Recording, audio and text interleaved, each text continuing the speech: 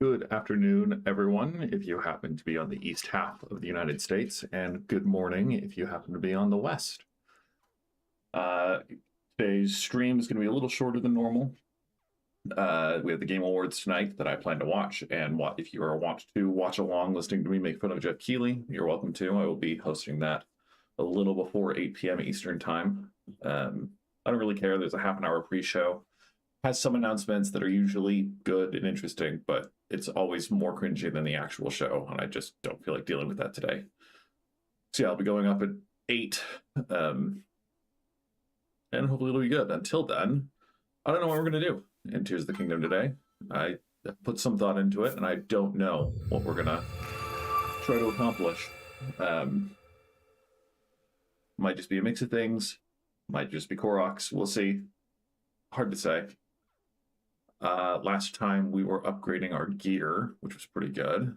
I could always go hunt down more Lionels. And more, sticky frogs and stealth fin trout. Honestly, I'm really sick of dying so much wearing my Sheikah armor, so I think we will go get some more stealth fin trout. Just real quick.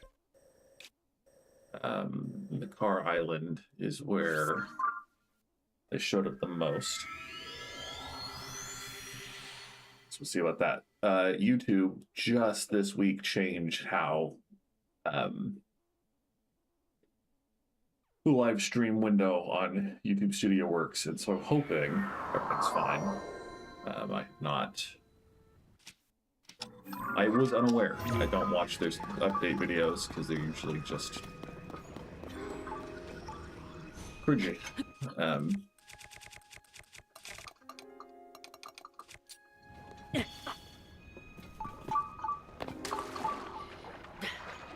Yeah, I know that there's stealth and trout around here, but is it in the cave? I'm gonna guess no. I'm gonna guess it's above.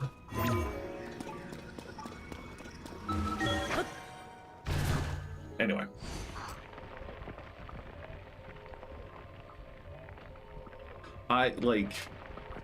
When I first learned that the Game Awards were a thing, the first time I watched was in 2021, I believe. And it was really fun. There were a lot of cool announcements. It was exciting. It was great. The next year I watched was also really good, because that's when they announced Hades 2, which was great. Big fan. Razor shrooms. I needed those for something. I only needed a couple of them, though. I'm sorry. Why did you need to find a new objective? Was it not close by? Maybe it's underground. Anyway. But the last 3 years have all been less fun. Not as bad. I mean, yeah, bad in some ways, but not, I don't know. Words are hard. Especially the year with all the layoffs, and I mean, every year has had layoffs, and I think we've had more layoffs since 2023 than we did in 2023 in the video game industry. All of the problems are still the same, it's just that it's no longer new, so people aren't writing about it anymore. But I lost a lot of optimism in the Game Awards when it's clear that it is truly just a marketing session rather than an actual celebration of video games. So, yeah, I'm excited to see what video games are announced. I'm excited to see what fun stuff is coming out soon, but it's also a little bit just disappointing because it's not going to be anything truly magical like I want it to be. I think my inventory is full of things. I really don't want a royal bow that's not that strong.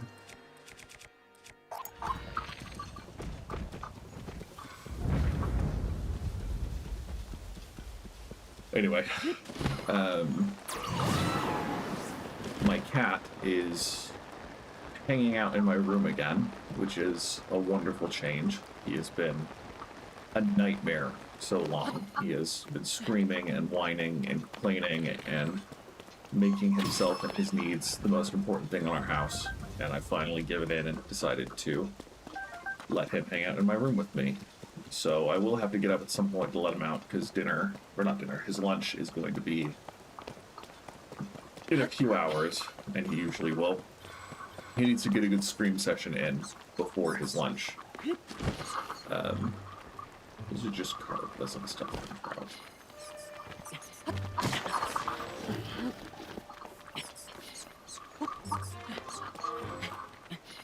So I will have to pause for that. If no one else is awake, then I will feed him as well, which might take even longer. Link, it's one little bat.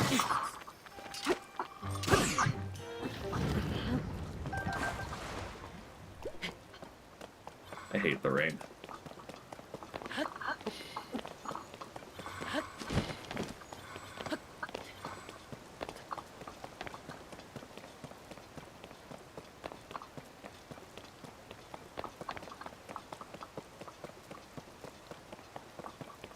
It is nighttime, and the sensor did pick up at least one Delphin trout earlier, but maybe it was further out in the lake.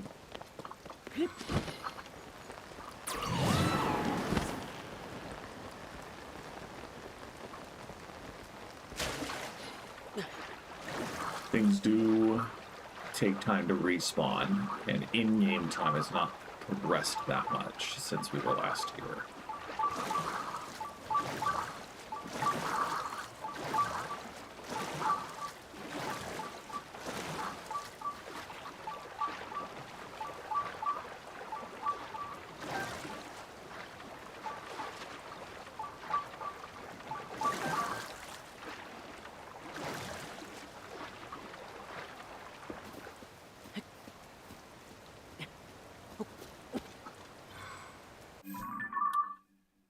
Okay.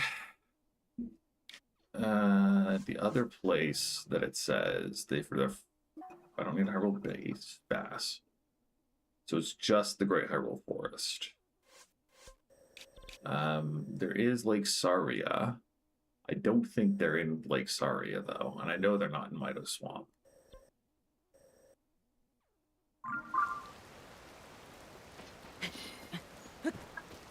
Oh yeah, it's raining.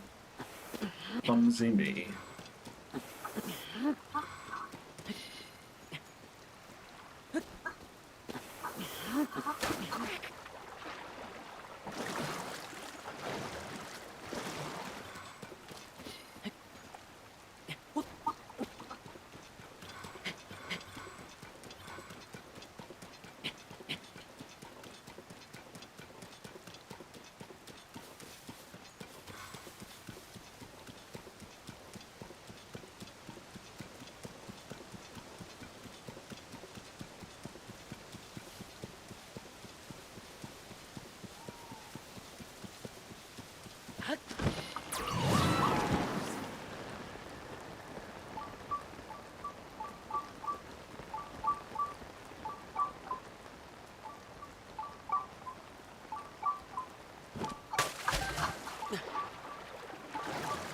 Pretty sure I need 20. Because I had 9, which is one short of another upgrade, so I need 7 more.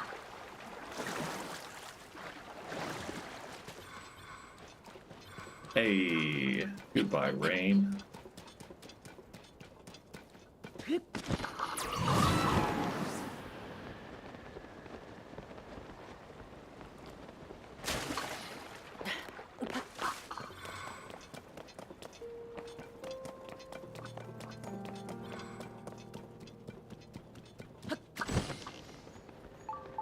For blue Lionel stuff, which is what I need for upgrading Barbarian gear. Oh no. Come on. Come on. No. You prick. That's fine. Blue Lionels, you can find a lot of them underground. And so I might go looking for a couple of those. And then I also need white Lionel stuff. We haven't had a blood moon in a while.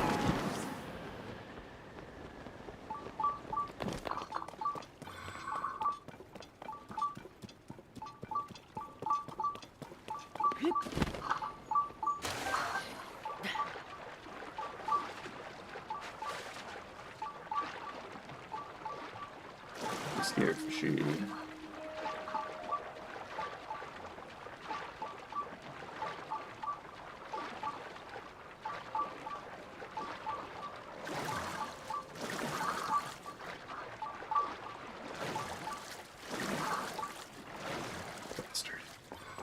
Now, can I drop far enough into the water that the fish...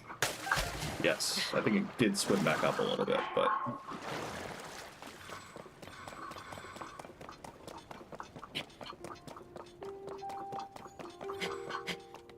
I don't understand why you would name a fish that glows in the dark stealth fin trout.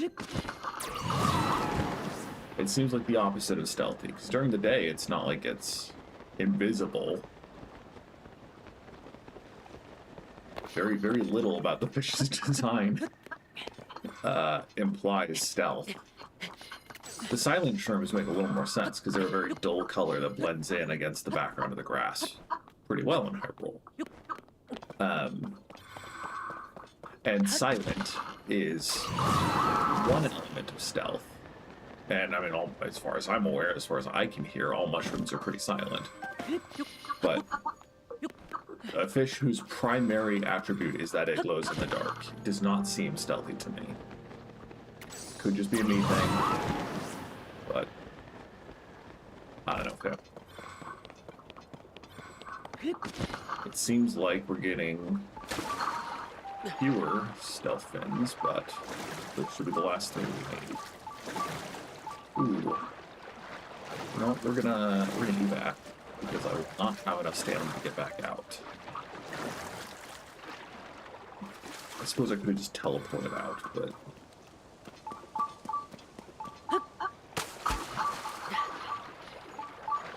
anyway.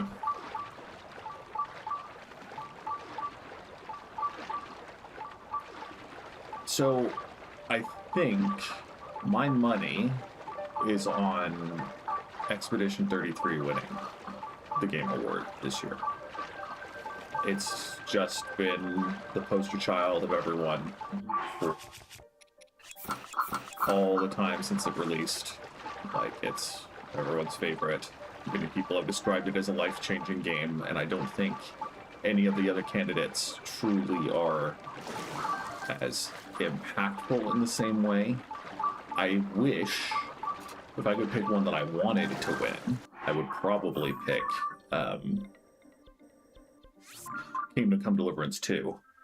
Because conceptually and in terms of innovation, I think it's the best game to have come out this year. And I think even in terms of execution, like the number of systems and the number of complex options and choices that are available to you is staggering. It's very impressive. I think it deserves that kind of recognition. I didn't play it, mind you. I have only read articles and watched videos about it. But I'm a big fan of the idea of the Game of the Year award going to the game that changed gaming the most in a year. Or had the biggest, like, novelty or innovation. I think Balatro could or should have won last year. For that reason. Welcome back, boy. Yeah, anyway. I mean, I would be happy if Silksong or Hades 2 won, because I loved both of those games. I did beat both of those games. I didn't beat Expedition 33. I stopped playing it. It was interesting, and it was fun, and it was cool, but I don't know. Maybe I just didn't get far enough to get to the point where I was interested enough to keep playing. All of the performances were great. There was nothing extremely or explicitly bad about the game. I just didn't care. If it wins, I'll probably finish my playthrough of it. And maybe do another one, depending on if the New Game Plus / other endings are interesting enough to warrant it, but Yeah, I don't know. And then Donkey Kong Bonanza, I think, is the Donkey Kong Bonanza, and maybe Death Stranding 2 were the other two options. Um, again, I feel like Death Stranding 2 just didn't get enough hubbub to really be a contender. And I also haven't finished Donkey Kong Bonanza, and anyway, I don't see that one winning over the other three major contenders. Okay. So there are a lot of things we could do. We have slightly less time than normal. Let's see if it's, yeah, okay, it is working. Cool. We have a couple of side adventures and side quests left to do. Are there any good though? Yeah, okay, so that we could go do Hateno Village stuff. And then Neclida also has a bunch of side quests that we can do. I still have no idea what to do about this one.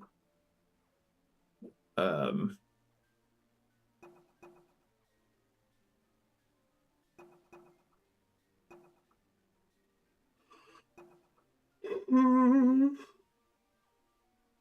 not sure what I'm feeling.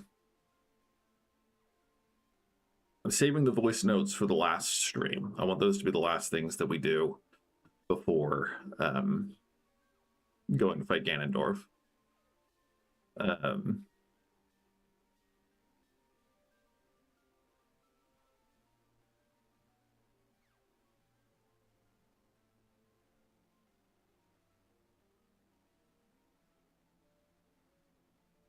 I don't know.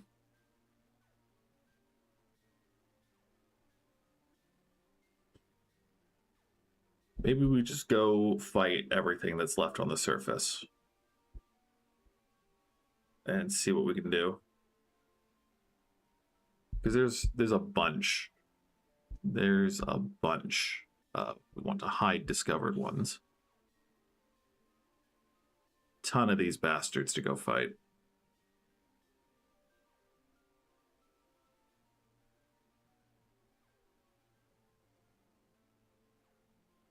Yeah, I mean, it's a place to start. We'll need to do it eventually. There's a Hinox right in here. If we're going to be fighting, I do want barbarian stuff.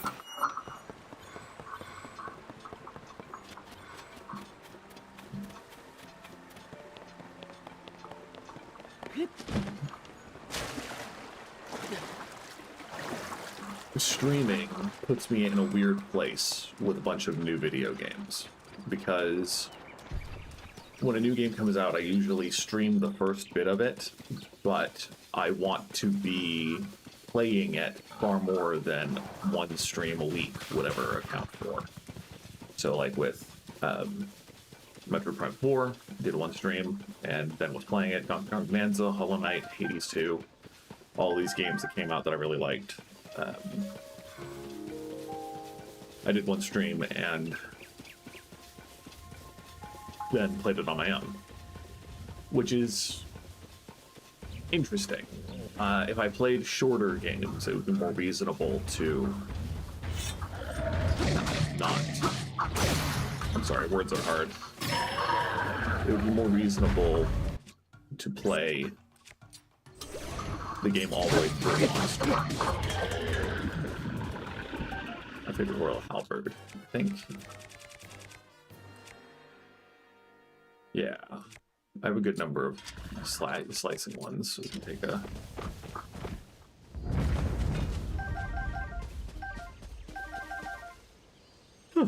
Take a piercing. Okay. The Phalian Highlands is next, I guess.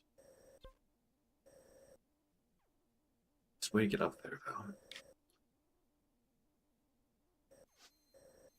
That's probably the best way to get up there. And I've enjoyed playing a bunch of backlog games on stream. Blueprints was kind of a backlog. It's the only new game I've played consistently on stream.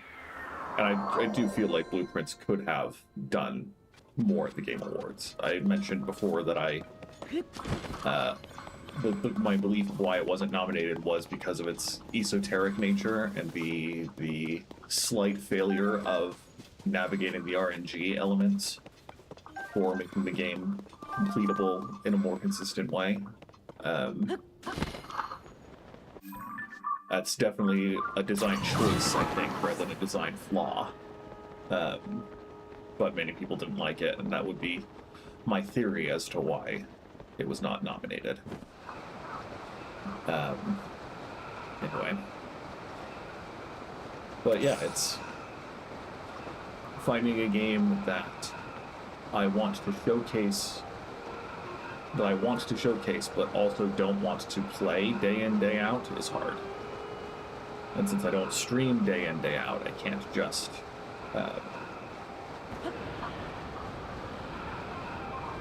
play it as often as I want to. Just a bit late. So let's get...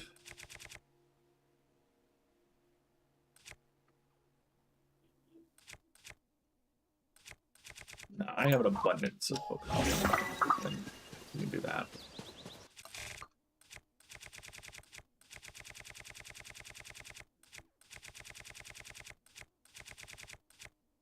Yeah. The number of things I've used more than wood in this game.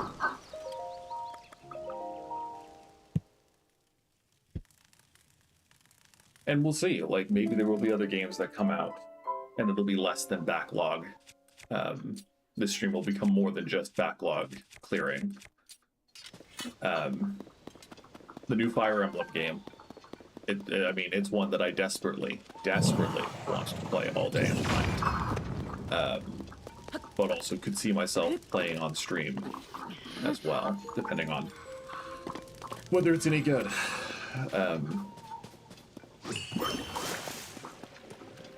And I mean, a game that I want to play, but don't necessarily want to play in long doses, like, potentially.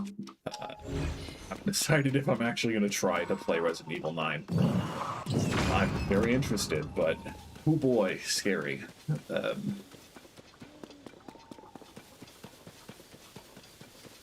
So, we'll see. Again, we'll see what games come out. Stranger Than Heaven, the RGG, Ryuga Gotoku Studios, like Dragon Studios, their new project. I'm hoping that gets a show at the Game Awards tonight. Can I make you wake up? Is there something I have to do to get you?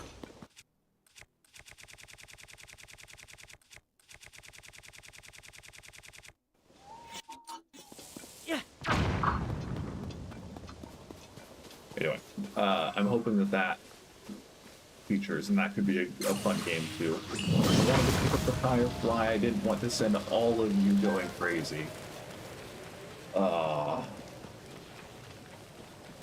Cancel. Oh, and I always freaking leave that up. Sorry about that. He's missing his eye. It looks like he doesn't have his eye. So is his eye somewhere in this area?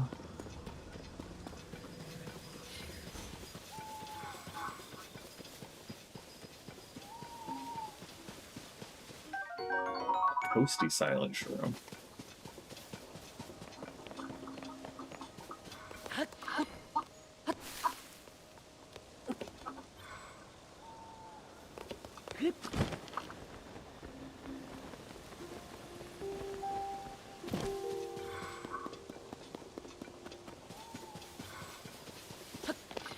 I'm planning, you know, the months or year when I finish 100%ing this game.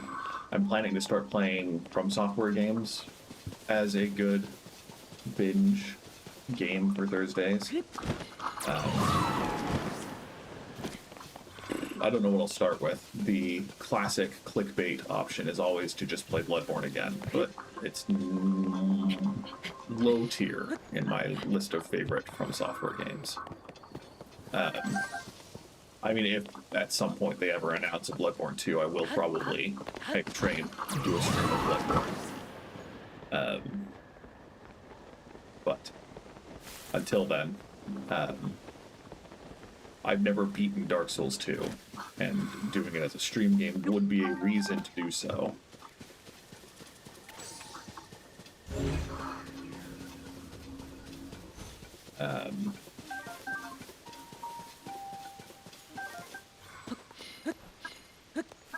But yeah, just playing through Dark Souls games would be pretty fun, mostly relaxing. I sometimes get frustrated or irritated by Souls games, but there's a lot of zen that comes with the acceptance of you're gonna die a lot even to stupid things, you're gonna die a lot. And once you get over the idea of being good the first time, or even the second or 8th or 20th time, it becomes a lot more fun to just sit and play them. And plus it's you know, streamer bait, rage bait, etc. People like watching other people be frustrated by things. And boy, when I get frustrated, can I be amusing to watch with my close friends and relatives.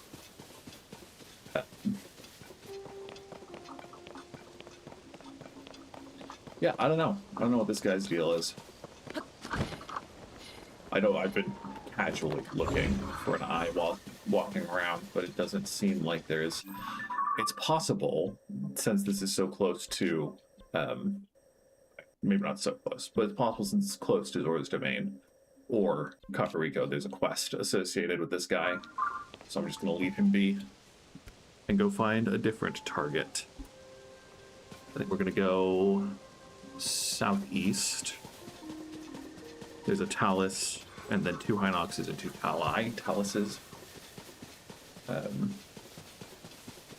We'll go do that.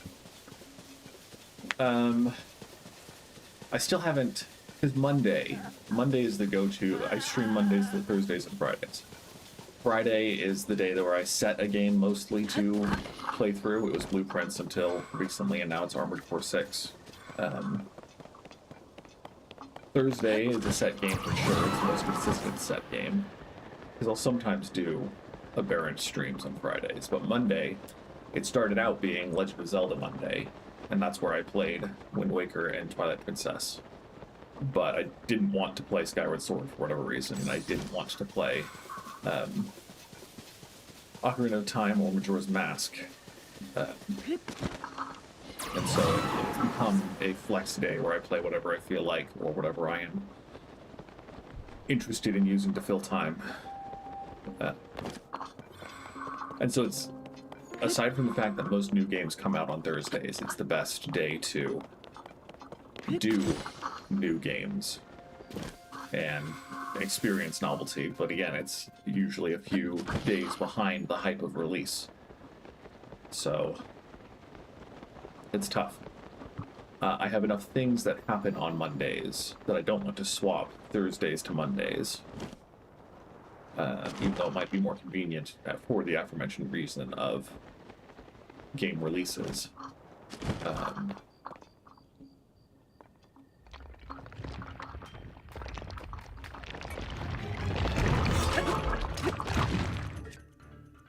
I guess we can go bludgeoning for this.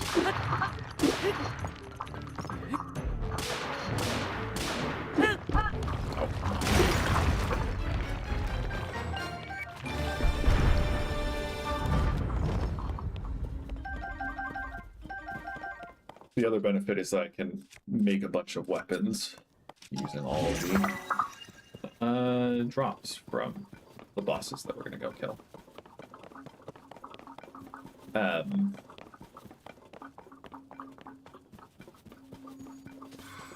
Anyway.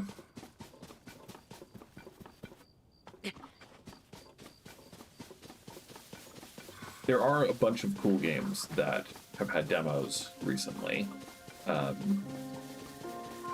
if you were a fan of Velatro and wanted to have different kinds of poker, there's a game called Black Jacket that, even in the demo, has phenomenal design choices and voice acting and art and character. Like, you're playing blackjack with a deck you build yourself, and then there are other elements to the game as well. And it's the best recommendation I have, or best phrase I can give it, is that it felt as good and as deep as trying to strategize combat in Baldur's Gate 3. It scratched that same itch for me, where you are sitting and racking your brain trying to plan as best as you can for the cards coming up and running the odds and saying, if I do this, are they going to pass their deck save, or am I going to draw the 3 that I need to get blackjack? And it was really good. And yeah, nothing but praise so far. Very excited for the full release.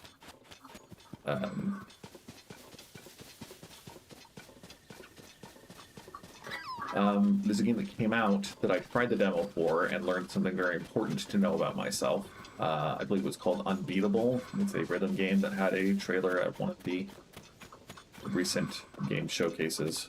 I learned that I don't actually like rhythm games. I just like Beat Saber. And calling Beat Saber a rhythm game is a little generous. Because while it does rely on rhythm, it is entirely visual. The placement of notes is arbitrary. It is not governed by any specific... You can line it up to the beat, but it does not have to be, and some of the best maps are much more artistic than just hitting the notes on time. And so calling Beat Saber a rhythm game is a little bit of a stretch.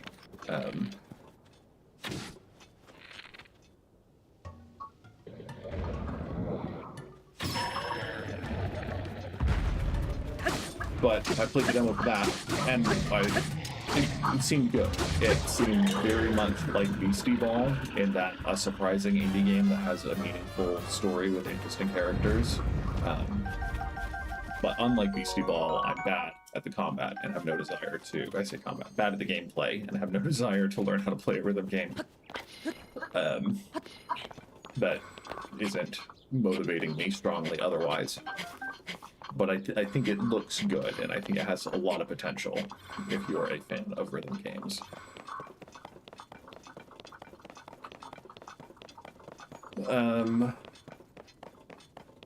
Yeah, I just feel like I have either been out of the loop or just been unimpressed with most games that have been announced or are coming out soon.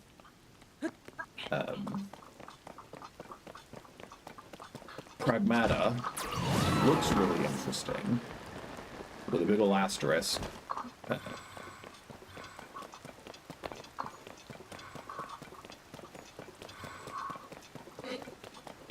It could be good. It could also not be, and so we'll have to see about that one. That's Korok. No sense ignoring a Korok when it's as obvious as this one. We have rockets. We have lots of rockets in our pockets.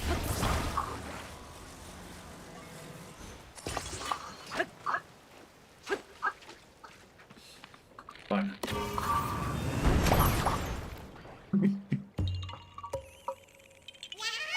You found me.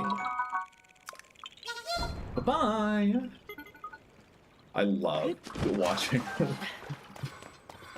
Just lizard brain satisfaction watching the rocket shoot off into the distance. Oh, bastard. That's a flame emitter. Wow, Tulin. Thank you.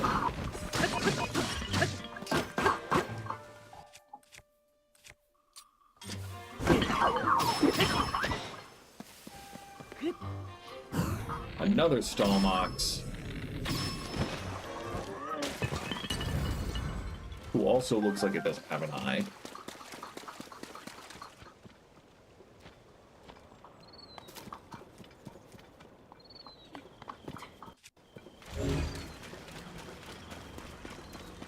See a stick. Let's go up here.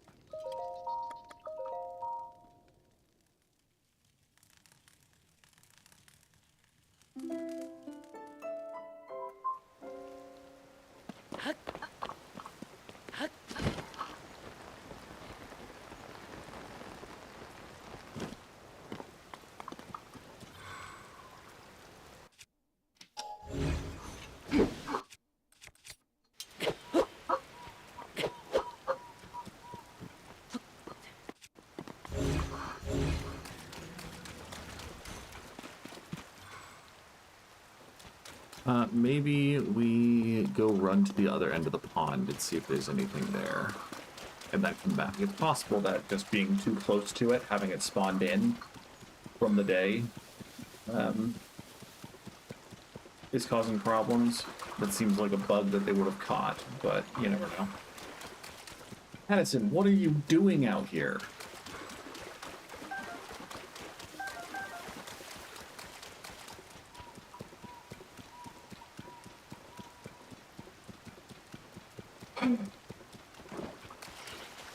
One day, not today, but one day, he will no longer have to stand in the pouring rain as he holds signs proving his devotion to frickin' Bolson.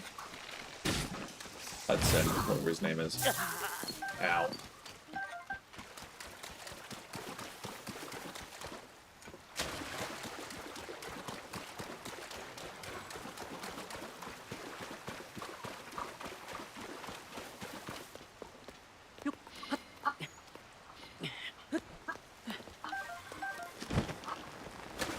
I mean, there's a big tree here. Also seems like a place where there's a Korok.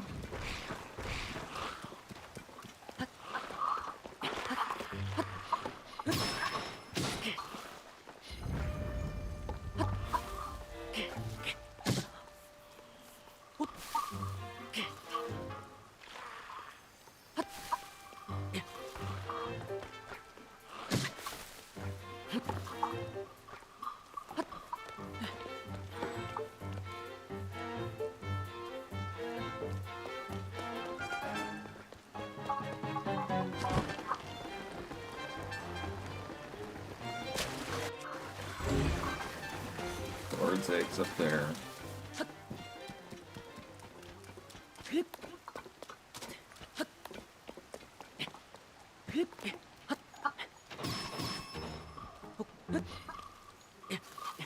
Come on.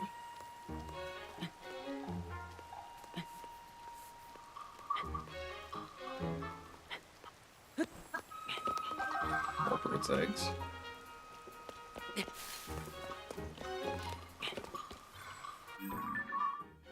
Okay, let's go up here and then fly back down and see if that activates the Stell Knots.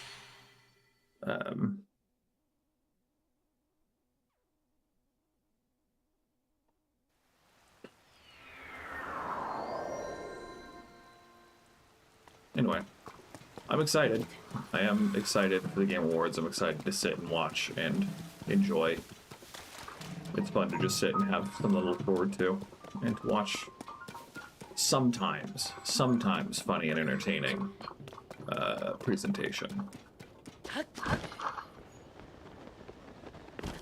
I don't know if I'm actually gonna do it, but I have thought about having a counter for every time an anime themed gacha game is showcased and wagering how much money is spent on those advertising slots. Because almost every single one of Geoff Keighley's presentations features Genshin Impact and or Honkai Star Rail and or Zenless Zone Zero. Wuthering Waves is a recent new one from a recent new one as well. And then there was another one called Blue something. but they all make disgusting amounts of money being gacha games, and all that therefore can afford the exorbitant fees to be part of Geoff Keighley's advertising marathon. So I haven't fully decided whether I'm gonna have that counter in the corner, but it is on my mind constantly. Since that stall knocks activated after we left, we're gonna go see if the other one wants to activate too.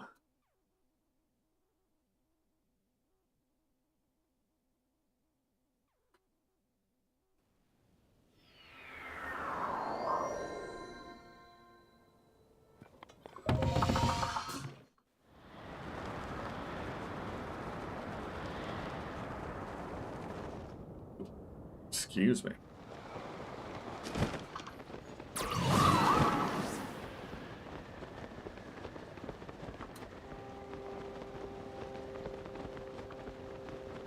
This way. It is probably faster. Let's be real, it is probably faster to just go from there, but I think we've already committed at this point.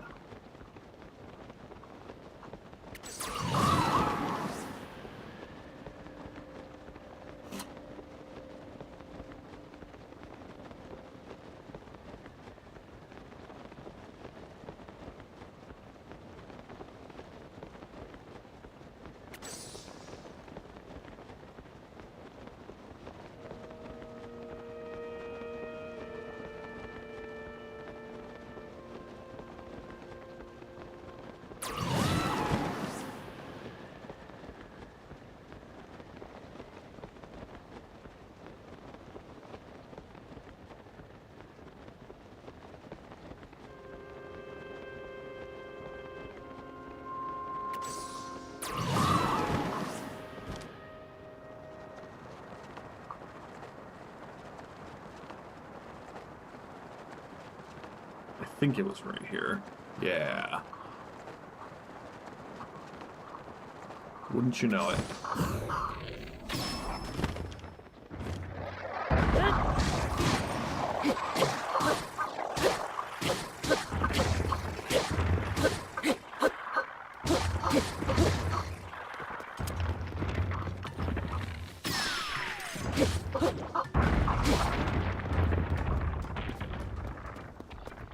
So, note to self, don't try to camp next to stall boxes, because it won't trigger them. Okay. So we got 2 taluses, both relatively close to here.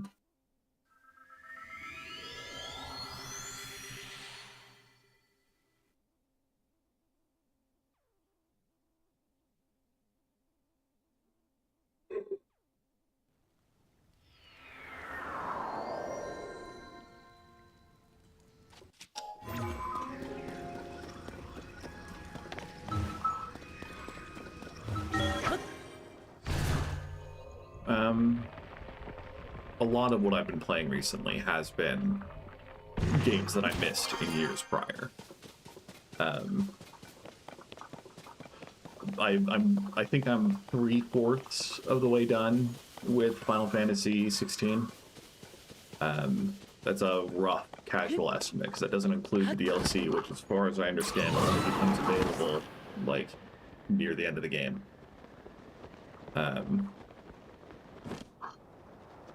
But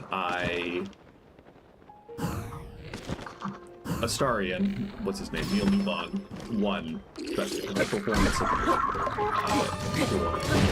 for Ben Star, was eligible for his performance of Clive Thrust.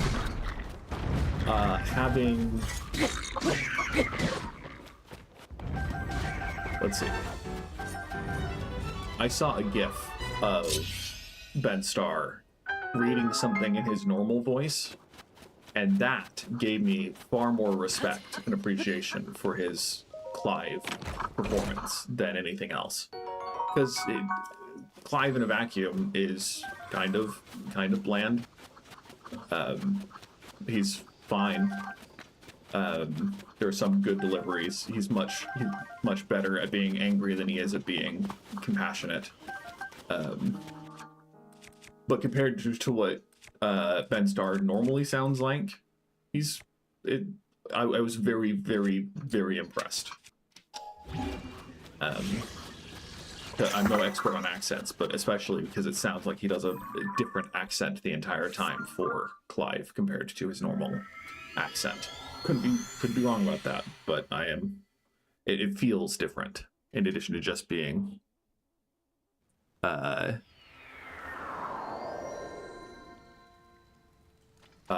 different voice performance. And the game's fun. Like, far more fun than I was expecting. I got it on sale, which is, you know, how I get most of my games. It's why I play games late, is because I very rarely care about a new game enough to pay full price. I say that having purchased nearly every Nintendo Switch 2 game that is released. It's still true that for all the games that I want to play, there aren't many that I care enough about to buy day one.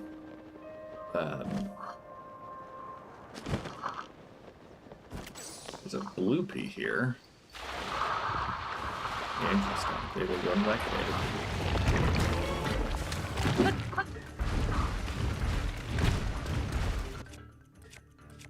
And this is why we like having spears. That's not a spear. This is a spear. Can you freeze the feeling?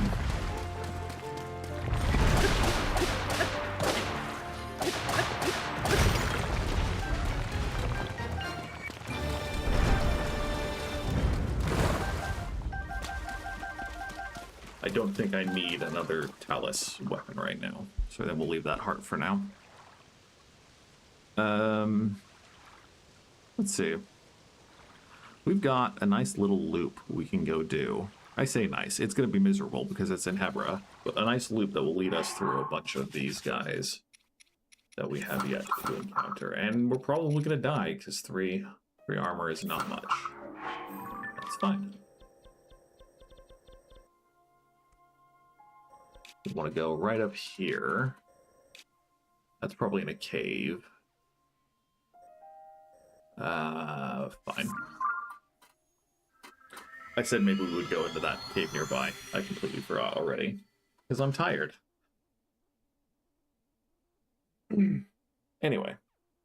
Armored Core 6 is another one of those games that I acquired, was given to me by my sister for a holiday. That I just didn't get around to finishing. And so having the opportunity to go through it again or go through it fully is nice.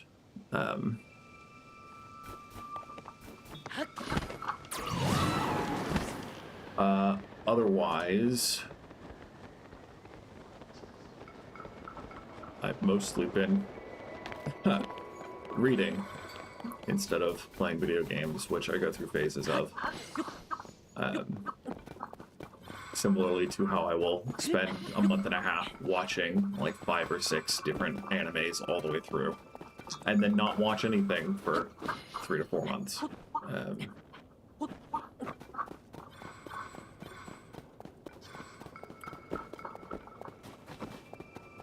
So yeah, I don't know. I've been in kind of a weird place with video games. There haven't been very many that I've been very excited for.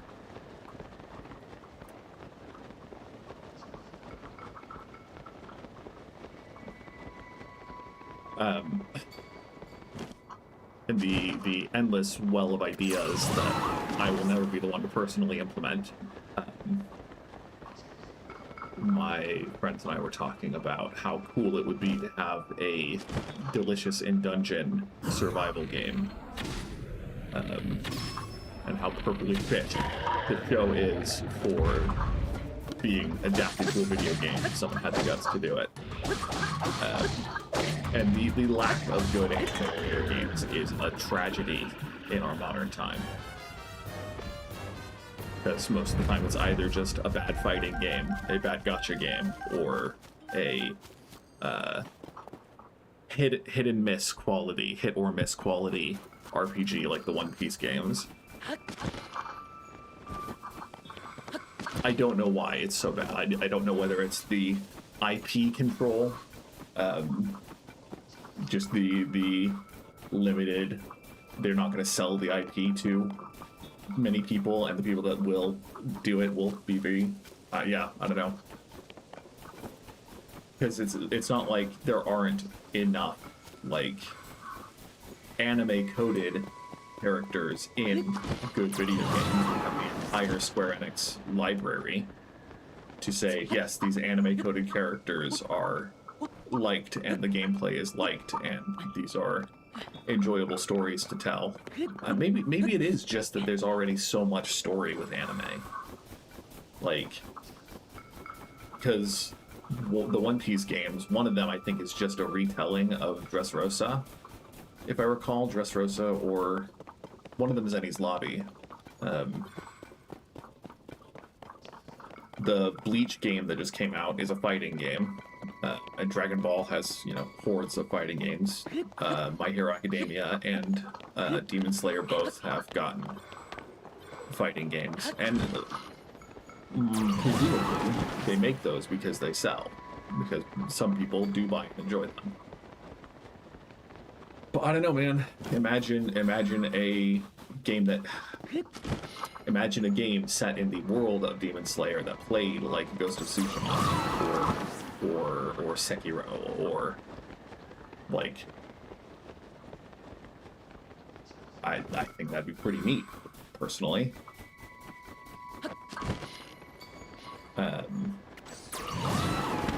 And for like a Delicious in Dungeon game, like it's already set where you have the dungeon that you need to go into and people will have requests for you to bring certain monsters. And the whole premise of the game is that you're learning to cook monsters and you can progress further as you unlock further recipes, as you are able to eventually kill the monsters that will give you the food benefits that you need to continue progressing. It's literally all baked into the story already. It's just, you know, you'd have to code it and animate it and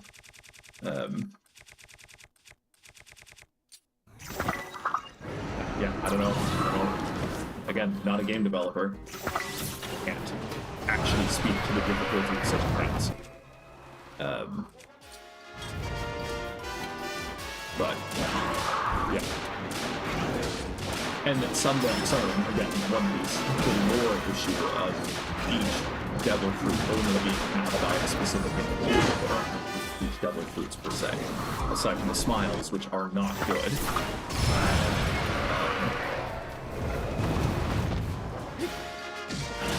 So there are lore complications in each as well. Like, yeah, you could be an average Quincy, you could be a Soul Reaper, which is like part of the symbolic weight of the story is that those things carry significance that is not necessarily applicable to NPCs in the universe.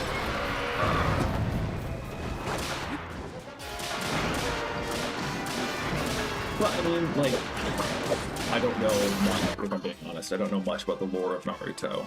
But given how many things are jutsus rather than just, like, what is it, Sharingan, Rasengan, they're like the genetic abilities that are part of people's claims, but then there are also just jutsus that anyone can use. As far as I understand, again, none of Naruto. So I feel like the potential for, I don't know, again, I say, words are hard. I think many people think that the selling point of the game is IP recognition, and that if you don't have it be with the main characters, that people won't be interested. I don't think that's true, personally. I think there are many games that just being in the world of would be a selling point for most people. I mean, a One Piece sailing game running from certain main characters would still be fun. If you can't tell, I'm a big fan of One Piece.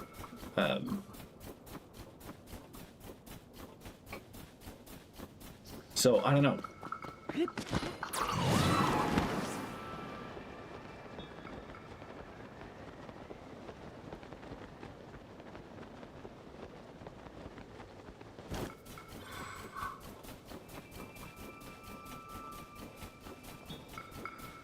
Because it would have to be the right IP for sure. I do like Demon Slayer is a very like rife world for making a separate kind of spin-off story, especially if you're willing. I have not caught up entirely to Demon Slayer anime, and I have not read the whole manga. But if you do retroactive things, that would be a great opportunity, telling a story of a past set of Hashira or whatever. That could be good.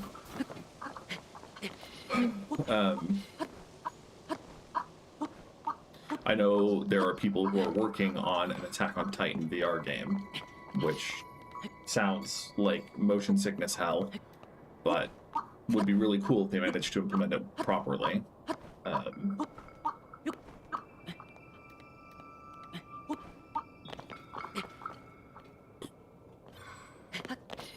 Any number of like classic fantasy style animes or isekai animes could be really good as video games.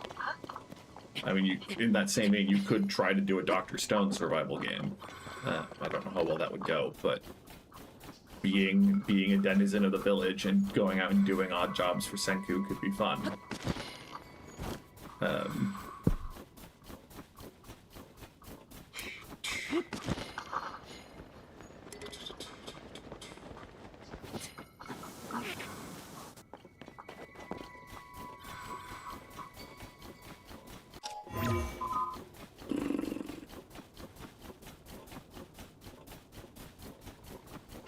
I don't know. And it's not like they wouldn't make a bunch of money anyway just from selling the brand. Again, I just feel like anime video games are horribly underrepresented in terms of potential.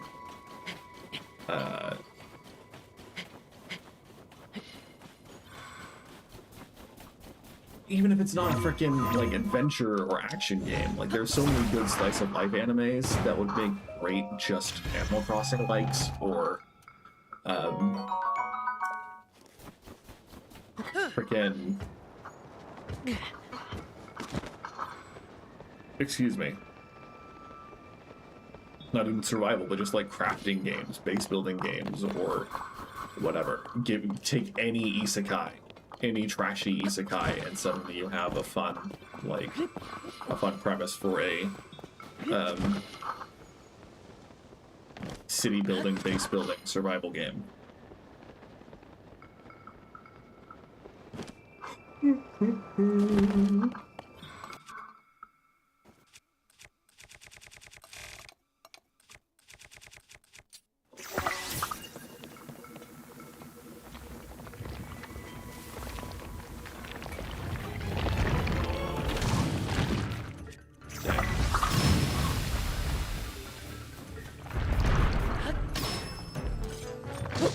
Not to mention the abundance of music animes that would make great rhythm games or otherwise musical games. Though freaking song copyright law is such a mess.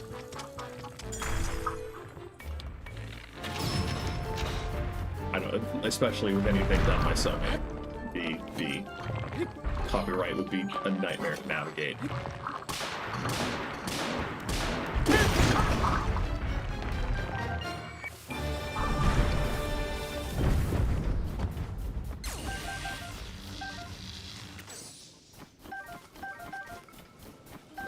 I haven't read Kagurabachi, but it's a pretty popular action sword fighting, sword-based, I should say, sword-based manga that's going on right now. And again, given the success of Ghost of Yotei and Ghost of Tsushima, I feel like sword fighting games have a space. Neo and Neo 2 as well, though those are distinctly more fantastical than either of the Ghost games.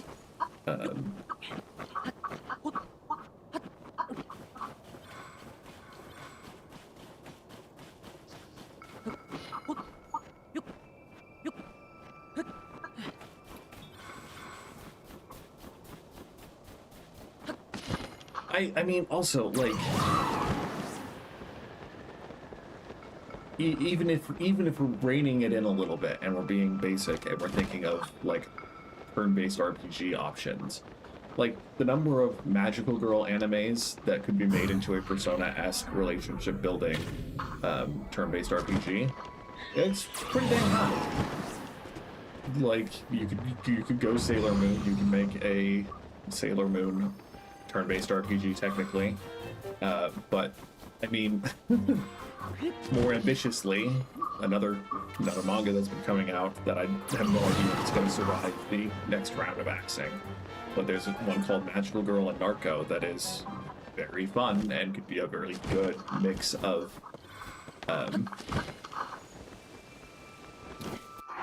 freaking Yakuza game and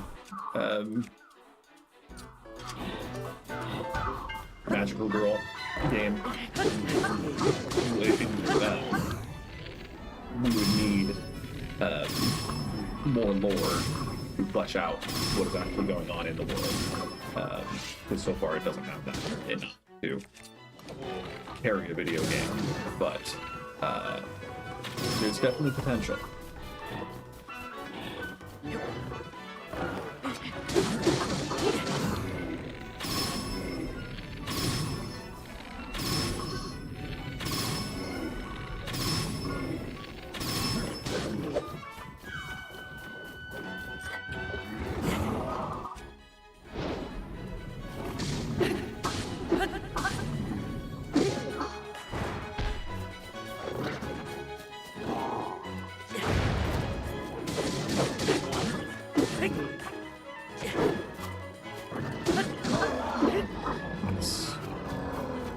We need blue Lionel horns for further barbarian gear upgrades, which is why it was a worthy detour, plus a bunch of arrows. And I don't really want another Lionel though, unless it's the top tier.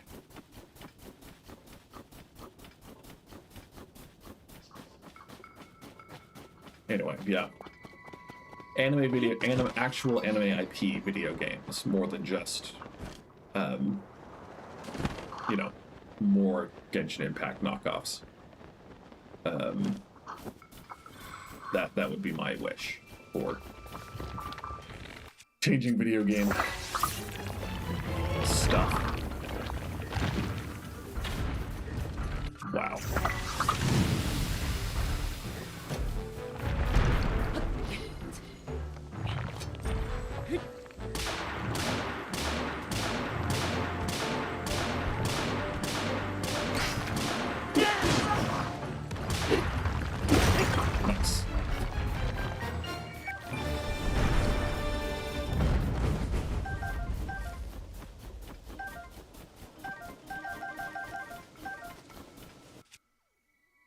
Yeah, I don't think I need another cold weapon either.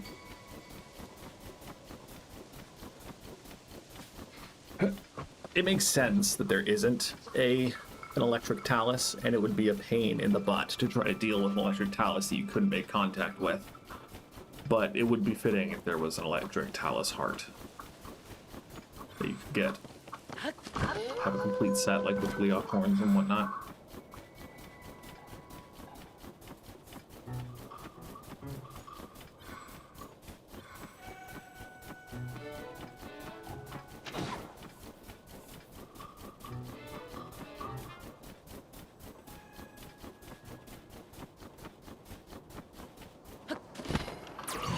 Really need, though, is for someone to make a good Pokemon Puzzle League game in 2025, 2026. Because I adore Pokemon Puzzle League, and I will happily play it through the end of until the end of my life. But, you know, there are a lot of things that could be improved, and there's a lot of depth to ways that they can improve the game.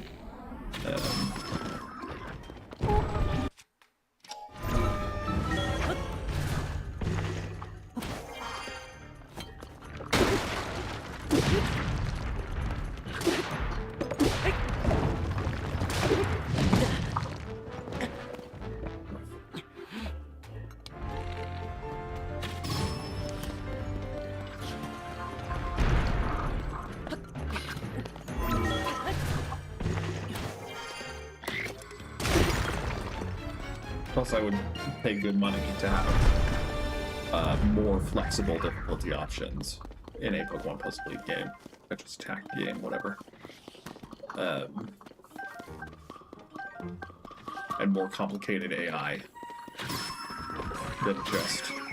Because the only thing that changes with difficulty is the speed at which the comps play in Pokemon Puzzle League. And even then, they're still coded to let you win at a certain point, kind of. They will arbitrarily stop making matches occasionally. And while beyond a certain point, the number of matches you make in a chain ceases to matter,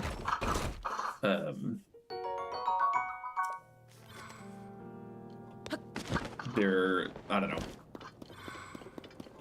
I feel like you could do a lot more with com difficulty than was possible in 2000 or 2001, whenever the game came out originally. My cat has woken up from his nap, which means he's probably going to want to get out soon. So I will be stepping away to let him out of my office.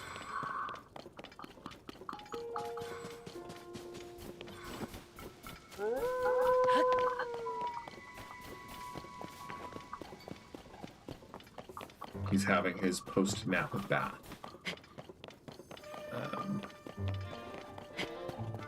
We do have the blood moons, so we can go get those Lionels again.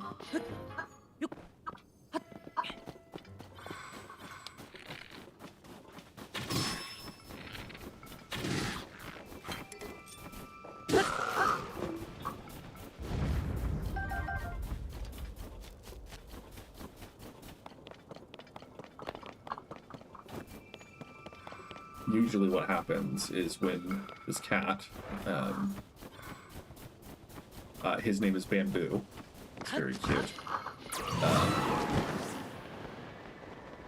He will eat a meal.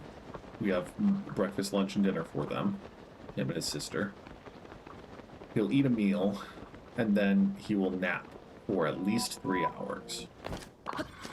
Oh, at least 2. No more than 3. And then when he wakes up, he'll be hungry again, regardless of how recently he was fed. And then he will... Oh no, is that the Stalmont? So, well, okay. It's still midnight, so hopefully it's fine.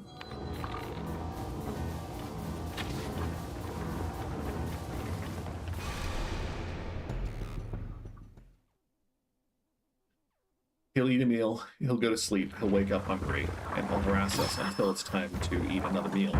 Feed. And then almost immediately he'll go back to sleep. And then rinse and repeat until the evening, when after his evening meal, he usually goes to bed.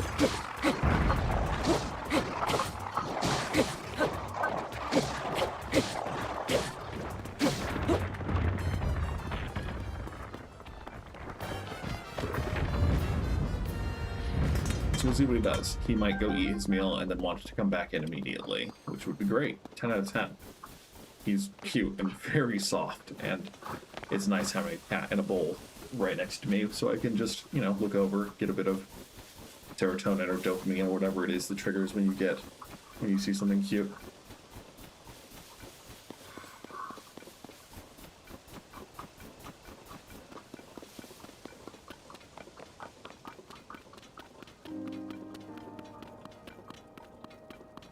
There's the big stretch.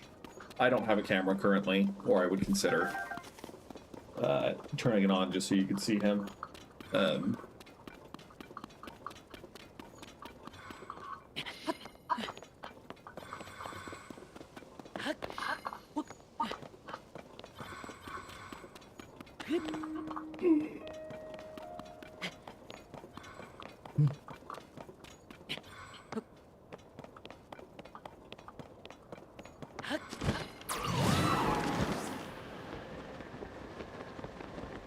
I have been playing a lot of Beat Saber recently, and I've been getting ever increasingly better.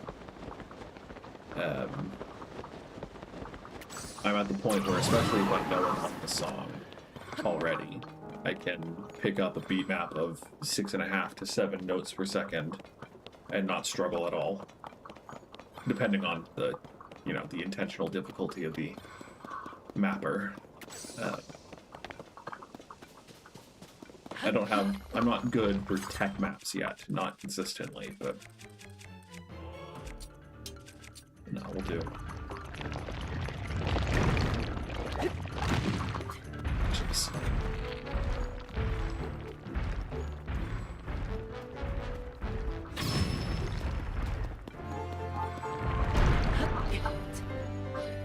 I found a really good one for the first opening game.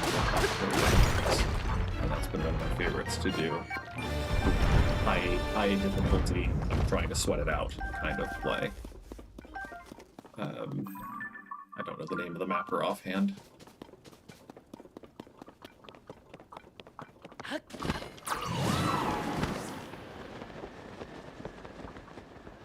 I'd like to do a Beat Saber stream, but with the aforementioned complexity of music copyright law, I don't know how you could actually pull it off. I don't know if just demonetizing the stream would allow you to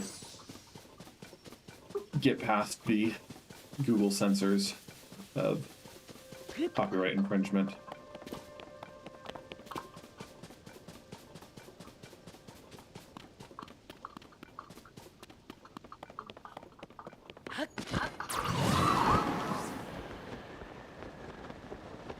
The star piece happens to be where our objective is, and so we'll see if we can get there before the sun comes up. I think sunrise counts as 5, not 4, and so we might have a chance, but...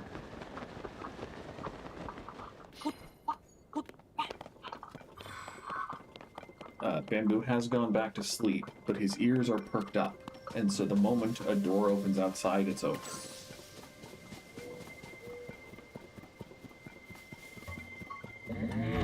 My roommate is working on college classes and finals for college for the semester, and so they're usually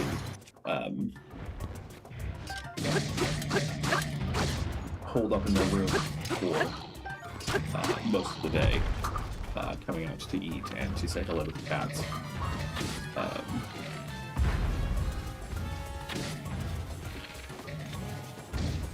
And Bamboo is very sensitive to the sound of doors opening for that reason, because as much as he likes to hang out with me, as much as he enjoys getting attention, he loves my roommate. Technically, he's not my cat, right? He's my roommate's cat. I've lived with these particular roommates for 4 years now, so they've definitely like adopted me as part of their family, the cats. I mean, but I am still not as beloved as the owners, from the cradle, as it were, from the litter.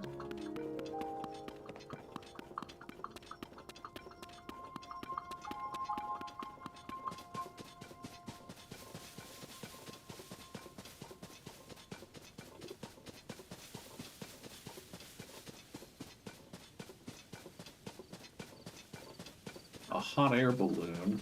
Who needs a hot air balloon when we can pass upwards through solid matter?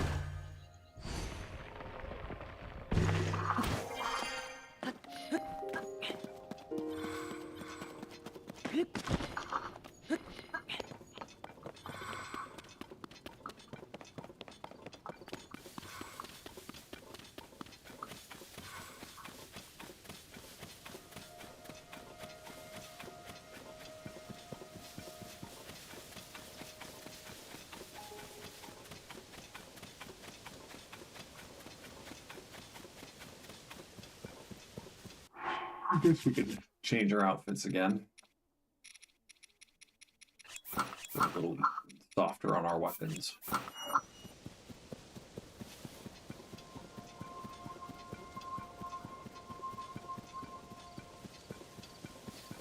We can take you out.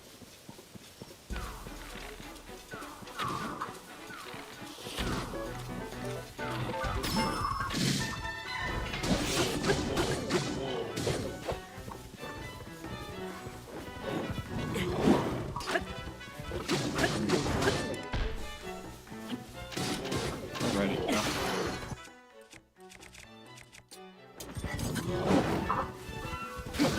Oh, he's up. He's up. I'm gonna go let him out real quick. Oh, big stretch. Is that right, bud? Yeah? Yeah? You can go terrorize people for just a minute, okay? Truly, he thinks he's getting fed, but that's not for another 45 minutes. Ugh.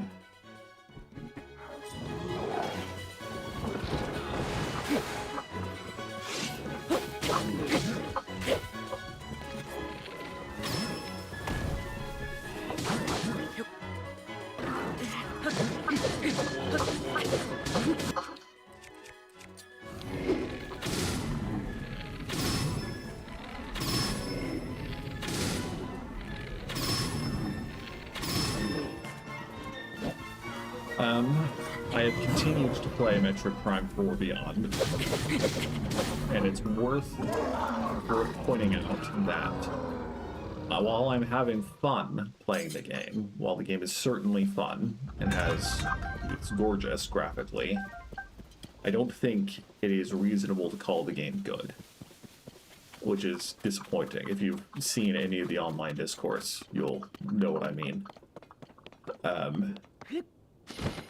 Because even beyond just like nostalgia-based comparisons,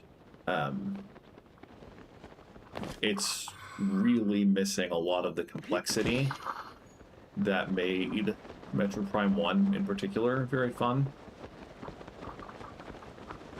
This Hinox, I think, is in a cave. It's either in a cave or it's way down. Let's look for a cave, shall we? Yeah, I think it's in the cave down here.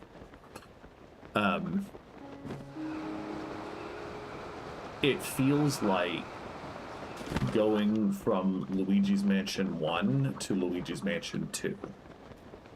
And there was a lot to like about Luigi's Mansion 2, but it lost so much of the friction and the charm by going. It got so much more streamlined that it lost a lot of what made it fun.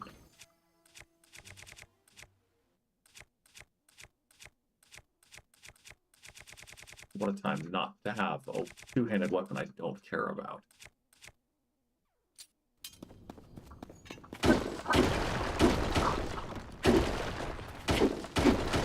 So, I don't know if it is truly worth something others. I adore the mouse controls. I'm having so much fun with the mouse controls. But they alone are not enough to make the game good and worth playing. And especially if you don't have because the graphics and the mouse controls are two of the best elements, and if you don't have a Switch 2, you're not getting those. So, yeah. At this point, I can't recommend it as a game that I think you should definitely go out and play. All I can say is that it's fun, and as long as you aren't desperate for something good and something that will satisfy you and make you like, think a lot, like the Metroid Prime 1 and 2 did for me, then you'll probably enjoy it and have a good time. And I'm planning to finish the game because I think it's fun. Again, just, yeah, it not being good does not mean that it can't be fun. But it is truly disappointing. Hey, thanks, bud.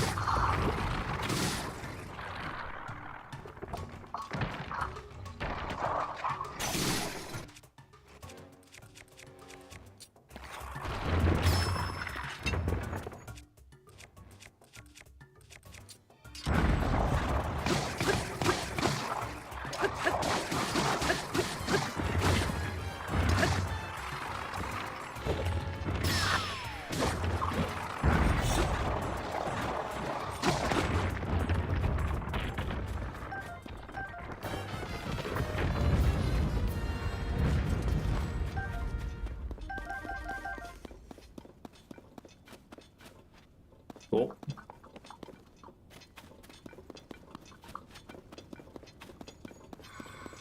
That looks like the way out.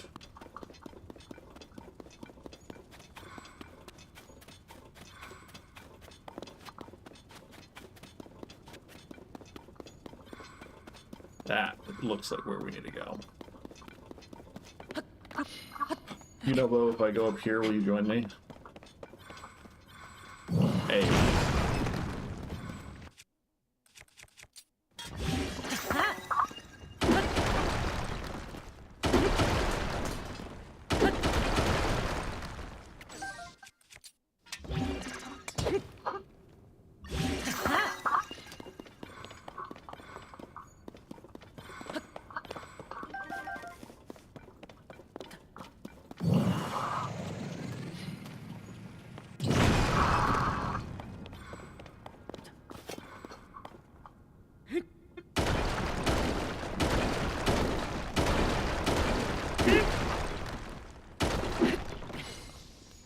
Chest is good, but very little we need from chests at this point of the game.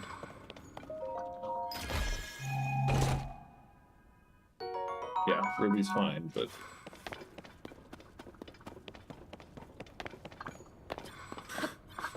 Looking for our boy Michael.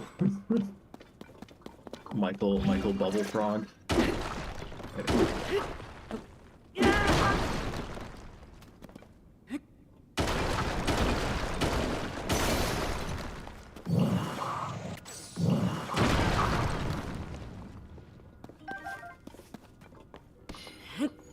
Rock salt, baby, rock salt.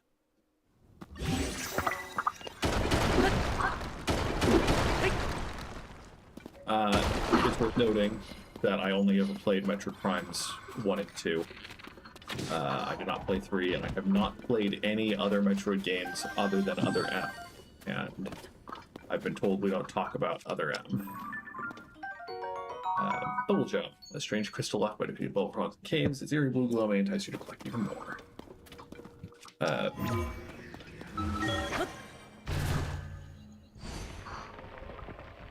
So again, your mileage may vary, but it just, given how long you waited for Metroid Prime 4 and given how much more it could have been, based even just on the 7 hours I've played, it's like, it's got the framework of a good game, but it's missing so much filling that it still feels hollow.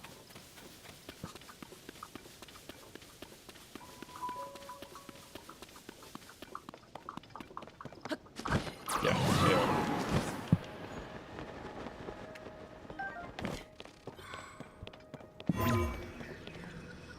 I don't think there's a chance. Pokemon likes to do their own thing in terms of announcements and whatnot. I believe Pokemon Day is in February, or at least they usually announce new Pokemon stuff in winter. So we'll see if there's a Pokemon announcement, especially given the Mega Leak that happened. They might need to formalize some of the things that they're doing.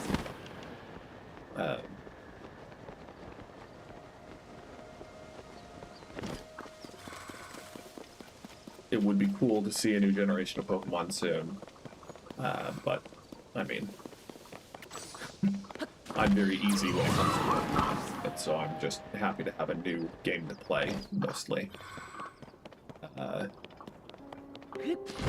I'm one of those shills who will not question the quality of a Pokemon game, and I'll just buy it because I want to have fun because it's Pokemon.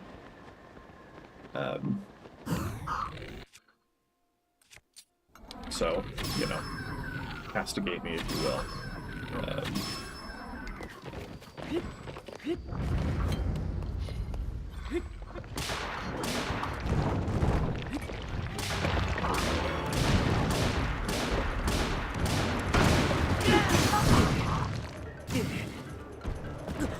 Nice.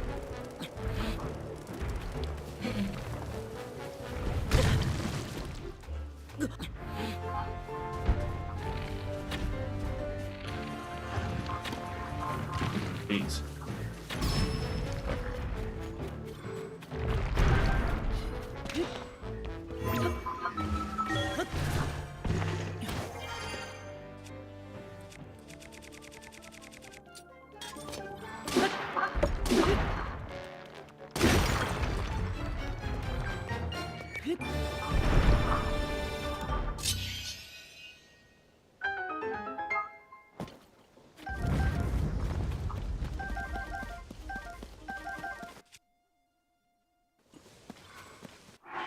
mean, I can break the fuse here, and then just have a slightly better station.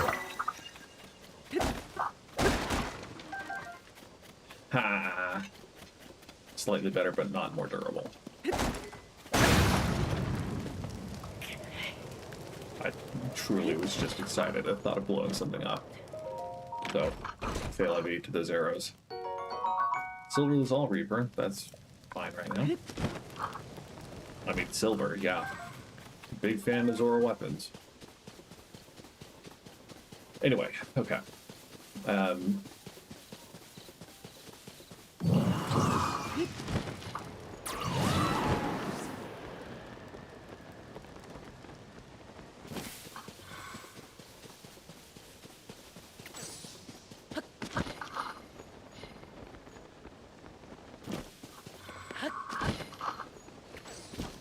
I think it'd be cool if we got news about Dust Bloods, the From Software game for the Switch 2.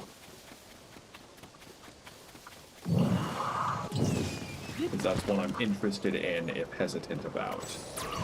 I, as I've said many times on this stream, on this channel, don't like playing online games with people. I don't like teaming up with people I don't know.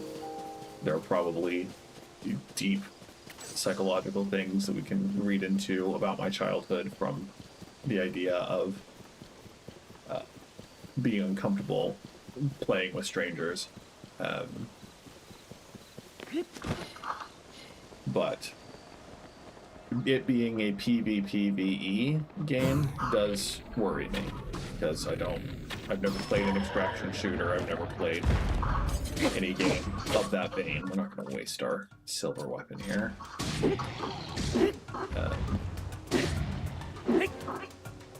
And so I'm curious to see what it's going to be before I make a judgment on whether I'm interested in it or not.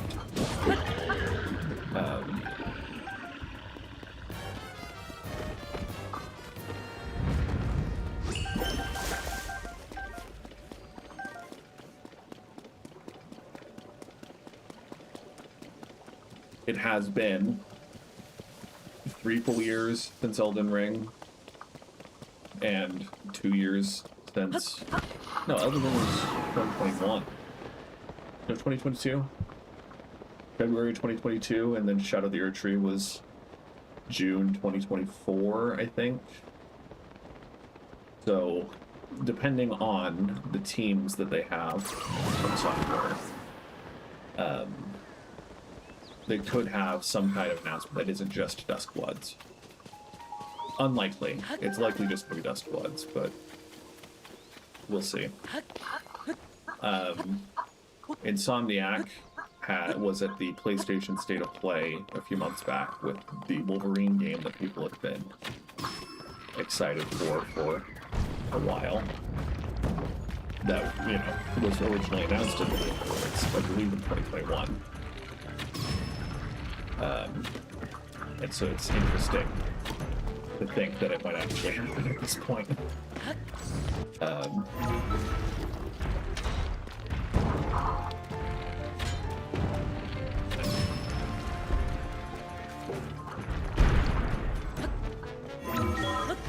I like Spider-Man. I did not finish it. I got literally the sequence before the final boss, and then just never went back to it. I did not play Spider-Man 2 or Spider-Man Miles Morales. Couldn't tell you why.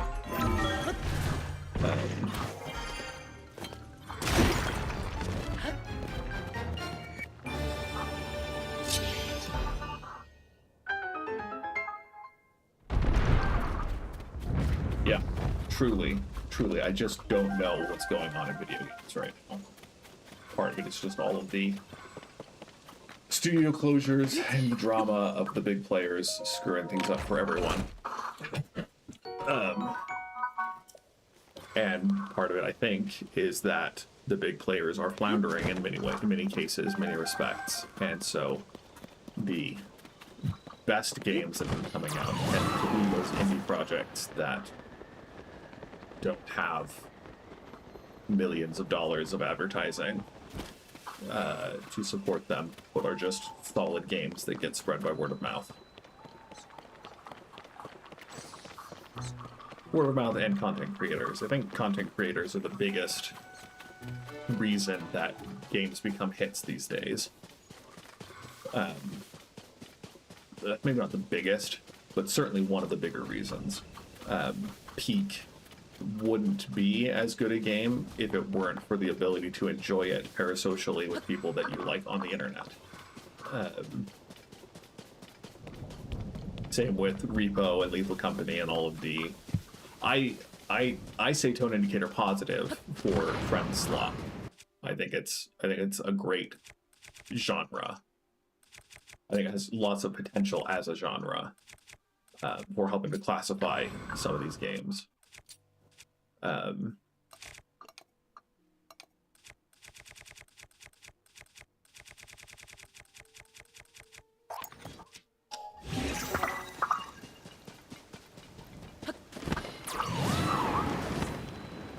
So I think content creators are a big reason that smaller games get noticed, and that's one of the reasons that when I was making shorts, I would make shorts out of the whatever random indie games I was playing. And whenever I get back to making shorts, I do want to do more of that. The Hinox is supposed to be here, which makes me think it's underground. But the question is it a well or a cave?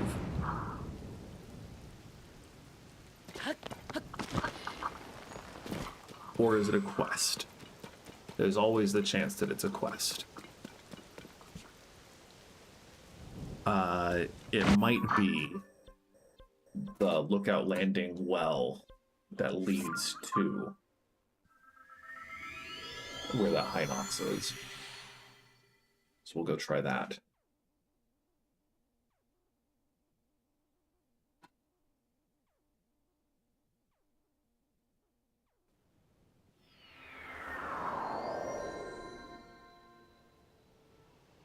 And Geoff Keighley always has his little magnanimous moment of, oh, I liked these games, and so I'm going to allow them to have a slot even if they don't pay me $300,000.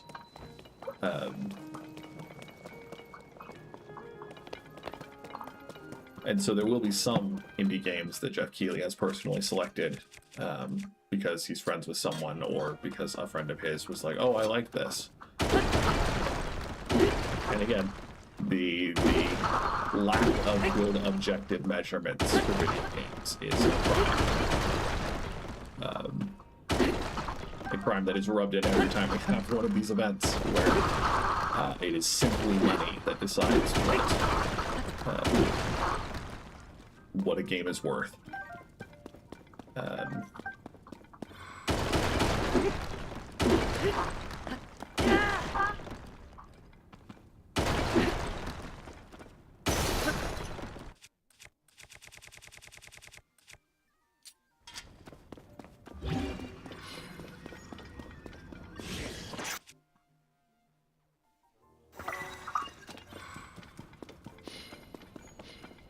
So we'll see her.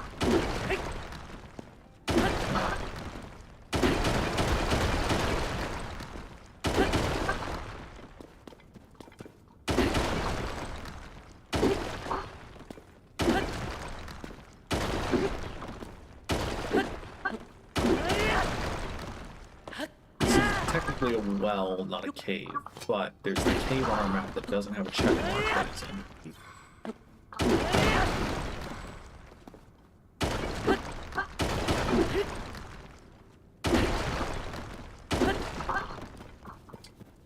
Underneath Lookout Landings. There might be a bubble frog somewhere in here. More weapons more than anything. I don't really care about the organs.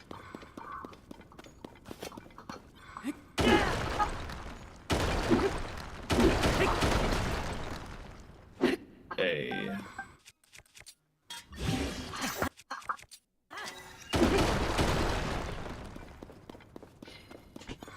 And I mean, there are indie studios and indie publishers that have enough clout to help think is good and to afford some of these things. Like Devolver Digital is one of the most delightful elements of video games. We've not watched any of their particular brand of advertising and marketing. They have so many excellent things that they've done. They did this whole 40-minute, essentially like short movie that was a short documentary of a fictional game company and a fictional game mascot that was early on in the realm of the debate in video games, where they announced games by asking this fictitious AI to create a game of a certain genre and description, and then showing the trailers, and then ironically emphasizing not a single ounce of human creativity went into making these games. It was very funny. But many, if not all, of the games that they advocate for and publish are genuinely very good and interesting picks.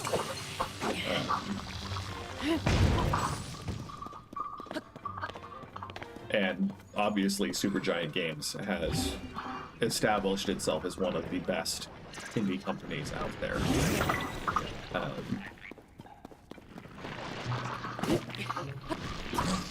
Ply Interactive, I think is how you say it. They're the ones who do Don't Starve. They're quite good as well. They have a publishing branch, Ghost Ship Games, who does Deep Rock Galactic. They have a publishing branch where they have a number of very interesting. Not many of the ones that I've played have been like excellent or good. You know, though. Come on out, bud. But very interesting things. That's not what I wanted.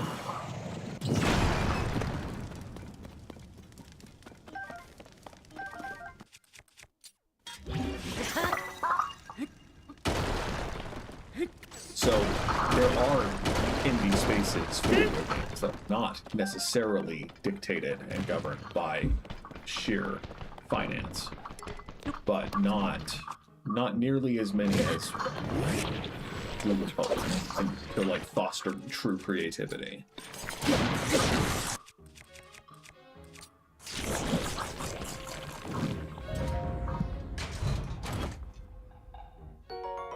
Hey, Soldier's Greaves. Aurelian Guards favored these greaves. They are their distinctly high defense to the metal plates they're made from. The added weight takes some boost too.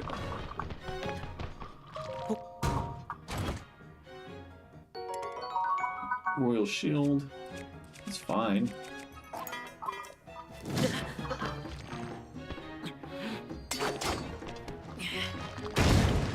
Ow. Thanks, man. That was great.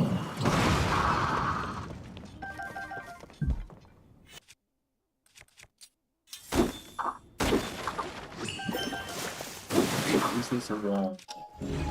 Good way? I thought there was something to do with, like, ascending through an area. Here.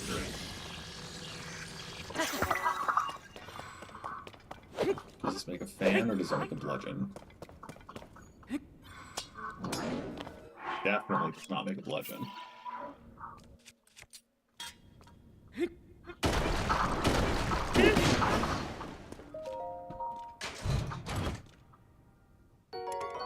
Royal Claymore. Probably better than a Royal Broadsword.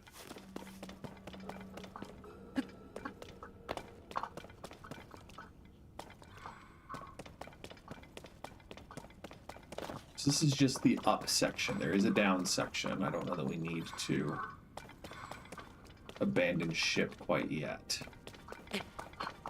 But are any of these books legible? I am, in my heart of hearts, wondering, do I need to ascend through parts of this? I hit B too quickly. Just want to make sure I didn't accidentally ascend all the way out.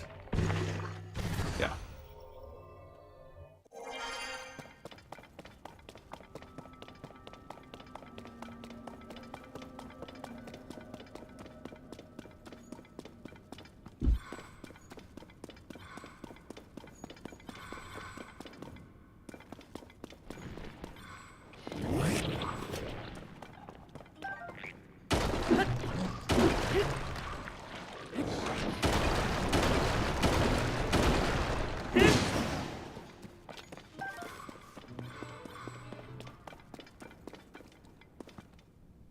And like here, am I supposed to ascend up?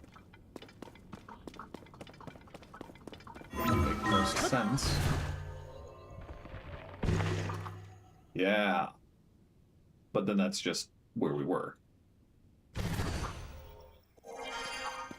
So what's the point?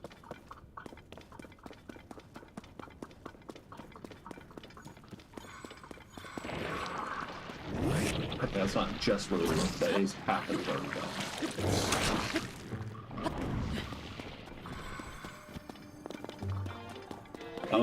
Oh, okay, yeah. Forgot about the blue section.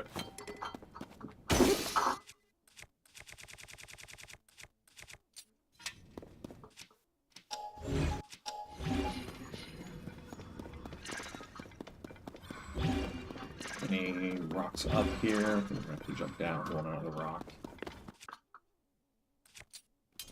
We'll probably just use this for as long as we can.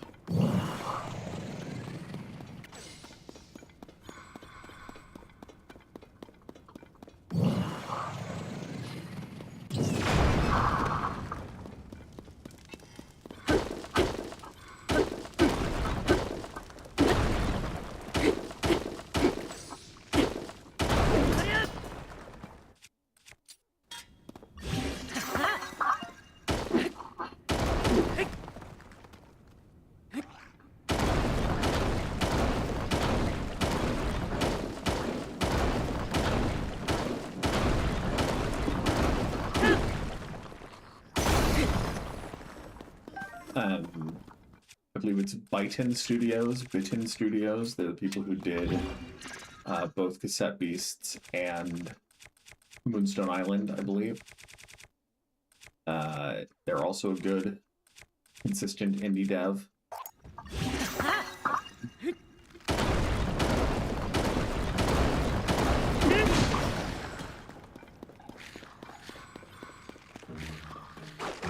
There is a side path over there. You could actually just kill me, so I wanted to.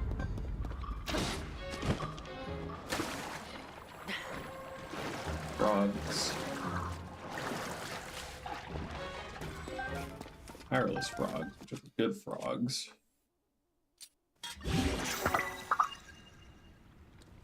That might be all. Let's see here.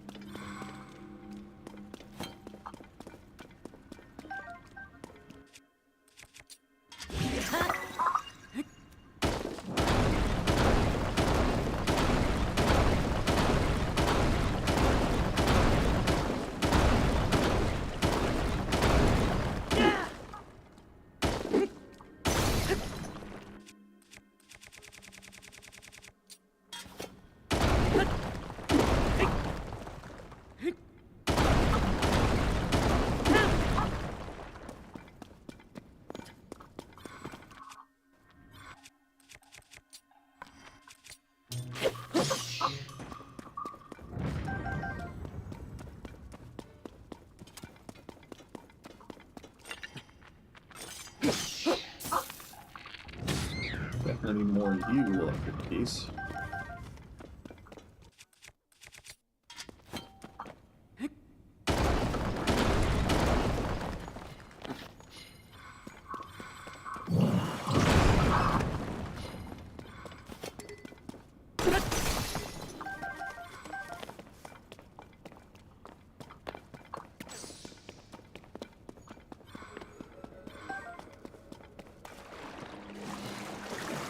almost at the point where the hindhouse was. It looks like it's probably going to be buried over there.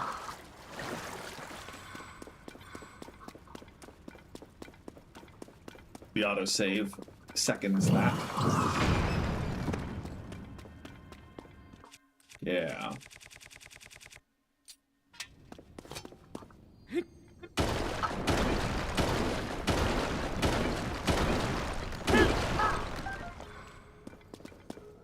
It's a broadsword. Less useful in this case.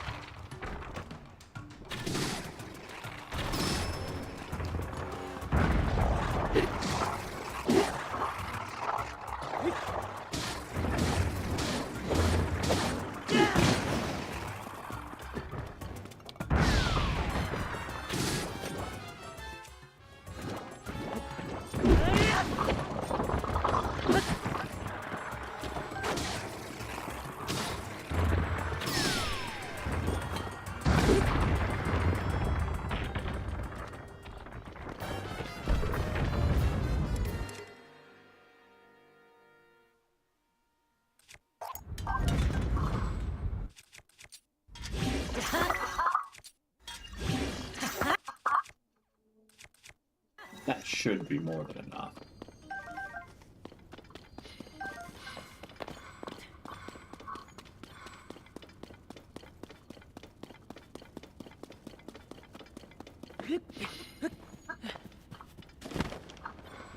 I don't think this cave goes much deeper. There are 2 more pieces of knight gear, royal guard gear, whatever, to get.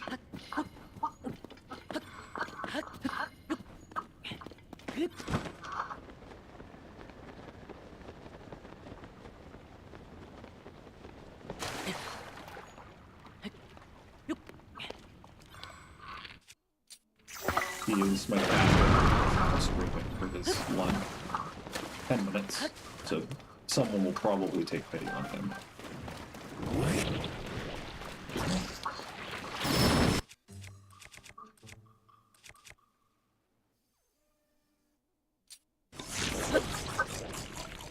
Oh. Didn't think it'd be that easy.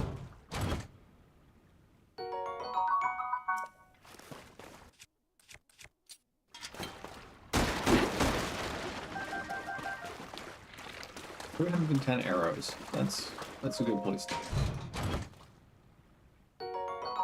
Soldier's helm, headgear made from sturdy metals for frontline soldiers, praised for their defensive capabilities. The only helms that remain are those described with the wagon.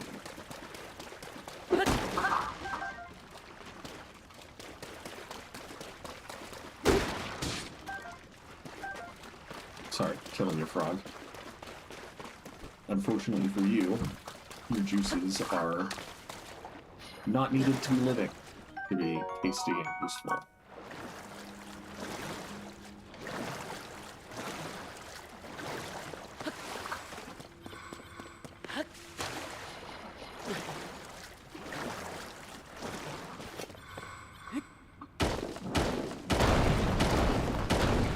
We are in the range for the announcements of the new Zelda. 2023 is when Here's the Kingdom came out. And while it wouldn't be likely to come out anytime soon, beneficial for all those YouTubers and video game journalists to have more things to speculate on, rather than simply the ambiguous. We don't know what's going to happen with Hyrule.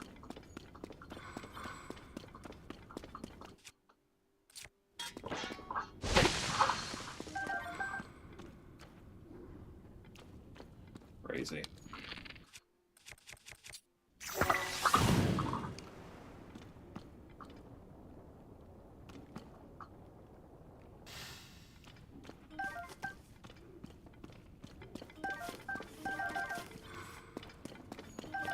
Like a bunch of veggies, a bunch of shrooms, that's good.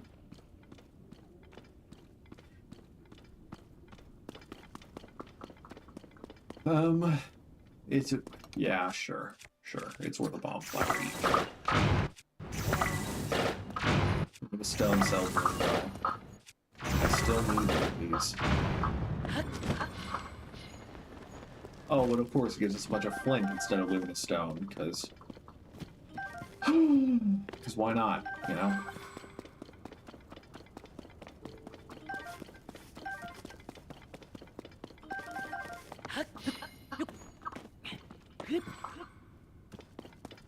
It's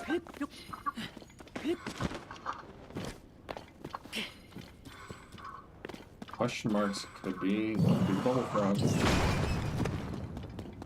Nope. That's horrible.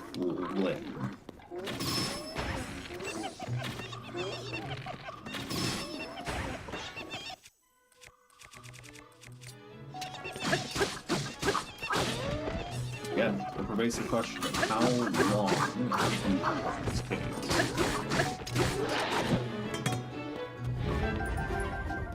How deep is the cave system, perhaps, is the better way to say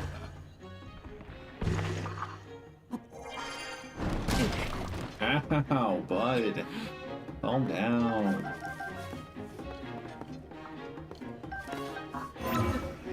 Just trying to giant breaking seed.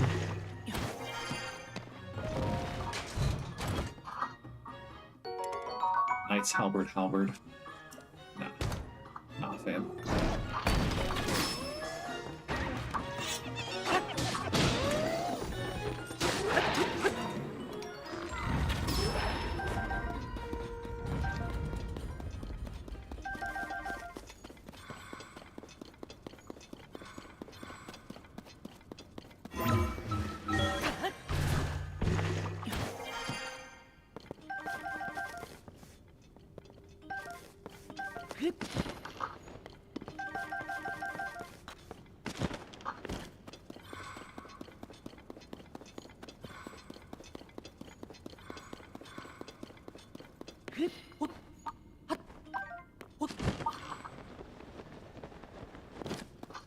Doesn't seem like there's anything particularly special in this game, so just move on.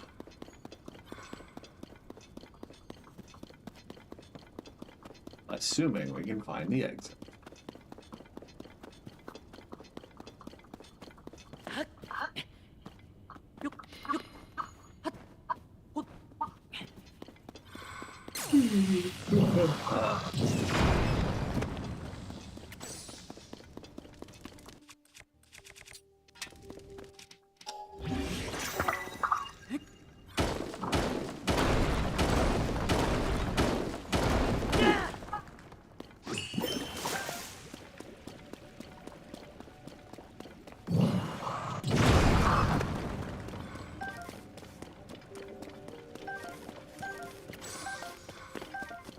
We've got one more piece of knight armor, and then also potentially a bubble frog somewhere in here.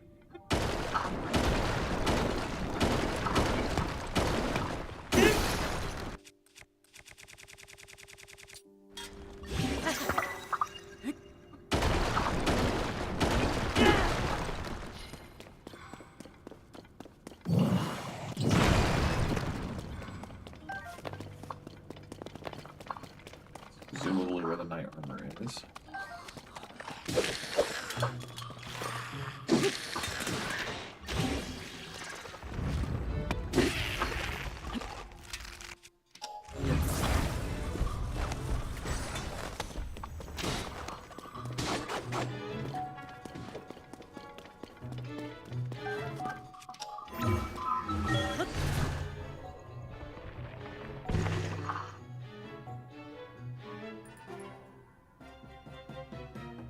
Is there a way out of here that doesn't just exit the cave, though? That's my... Yes, okay. I have almost 999 bright beam seeds, so I'm not too concerned about not losing those ones. Soldier's armor. Aurelian guards praise this armor for its superior defense. Made from sturdy plates of metal, the high level of craftsmanship that went into it is obvious with just a glance.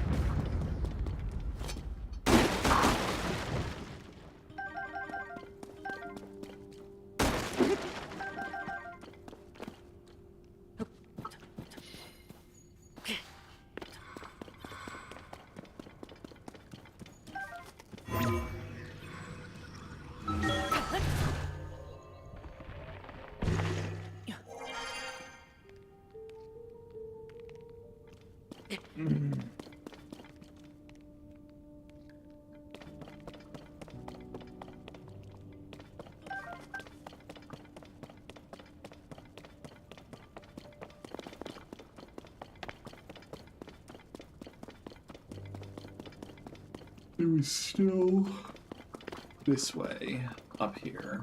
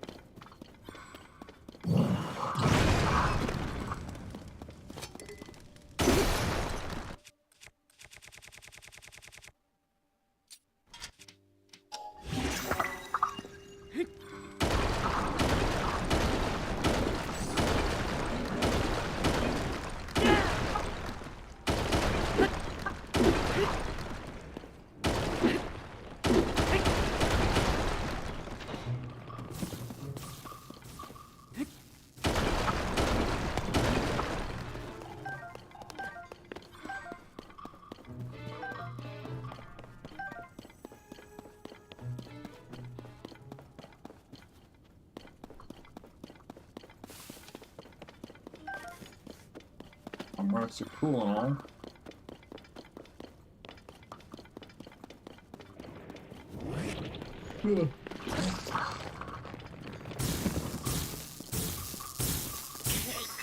Ow. Fine. Picked up a bunch of accidentally cooked food. Just shout in real quick.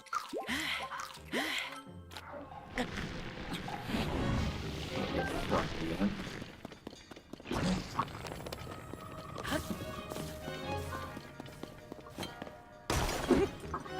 I am curious, there you are, but I am curious how deep under Hyrule Castle this gets. Bubble Jump, a strange crystal left by defeated bubble frogs in caves. Its eerie blue glow may entice you to collect even more.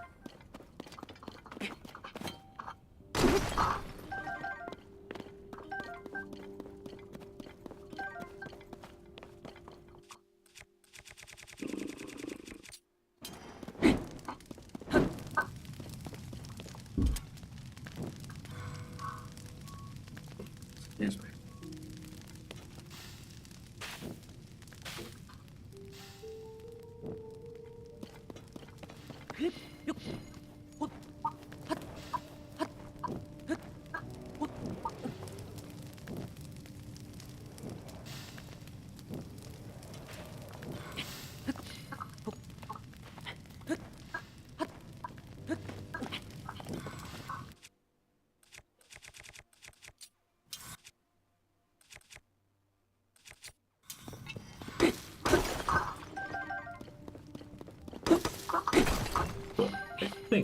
I think this is as far as we need to go. We've got the 3 pieces of armor and the bubble frog, so I think that's as far as we care about. But I'm no engineer, structural, civil, whatever. It just seems really unlikely that there would be this entire complex cave system underneath a castle, massive plateau area, underneath a lake. I would bet money that this would be at least partially filled with some of the water from that lake. But again, I'm no geologist. I'm no civil planner. Don't know nothing. But it just seems a little strange to me that the water is so happy to stay up there. Okay.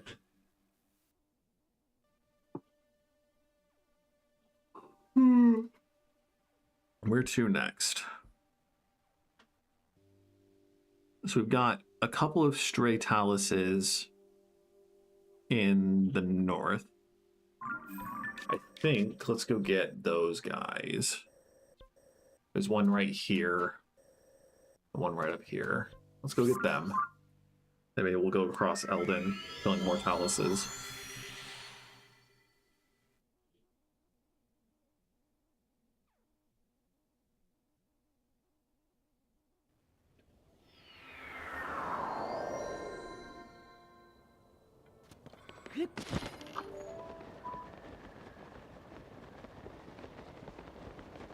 This one might also be in a cave.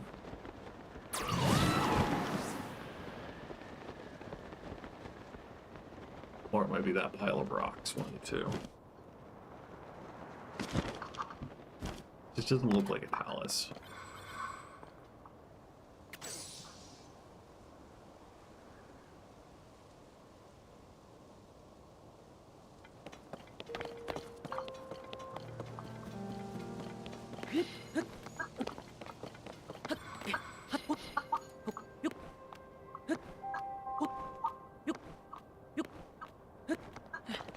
This looks like a talus.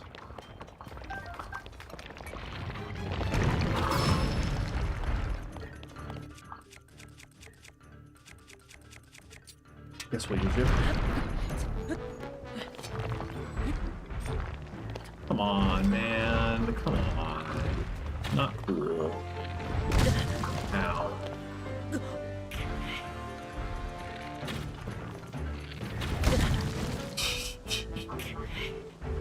Whew.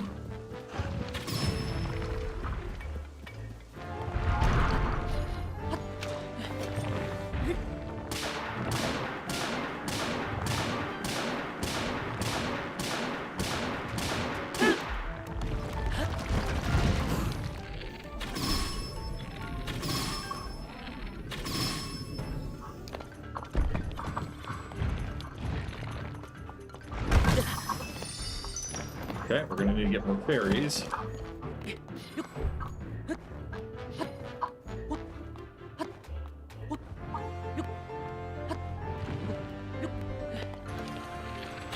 Oh no, we've rearmed him anyway.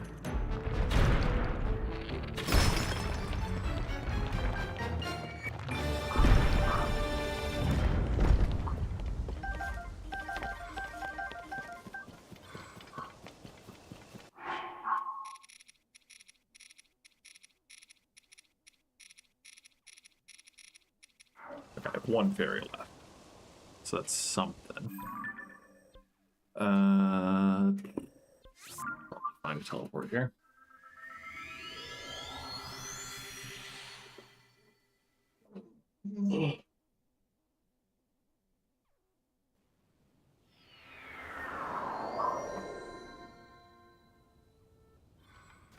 Bit of a Shrek, but...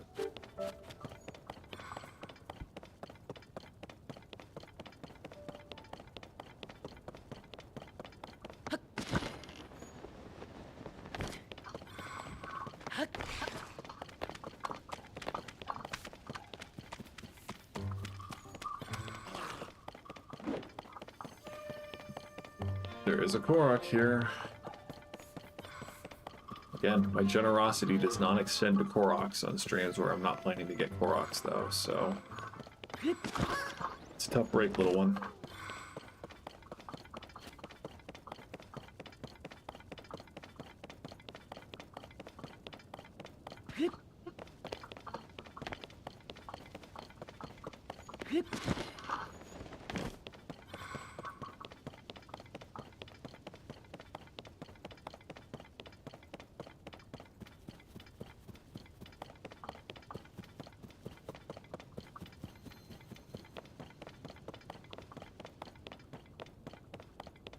Is this not the palace?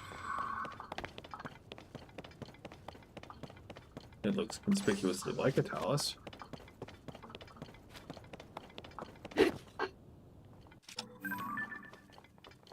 It is a palace.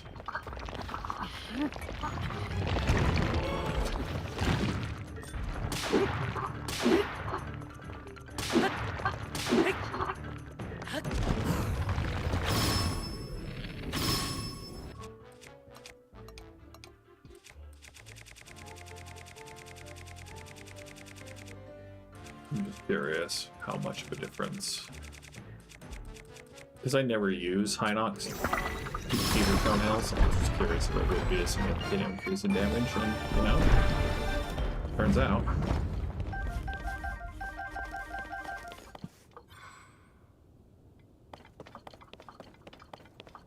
Okay, so it looks like it's kind of picking up some of the voices outside.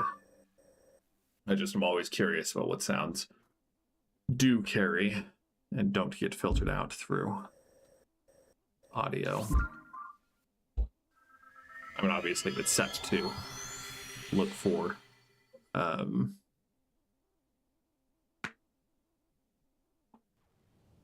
human voices.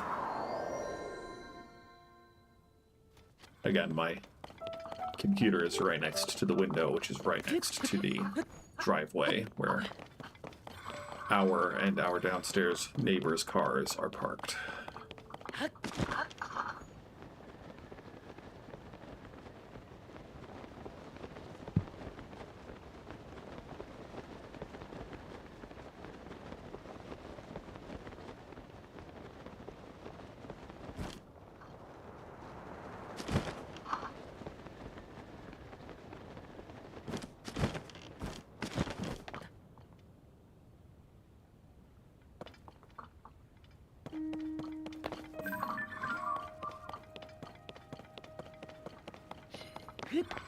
Do luminous stone taluses just not react quickly?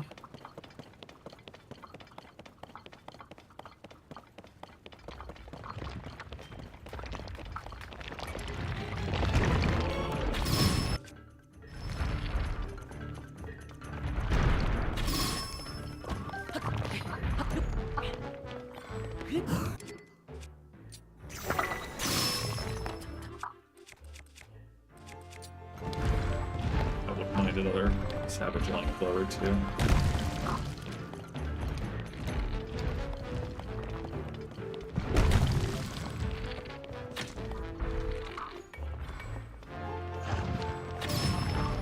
Yeah.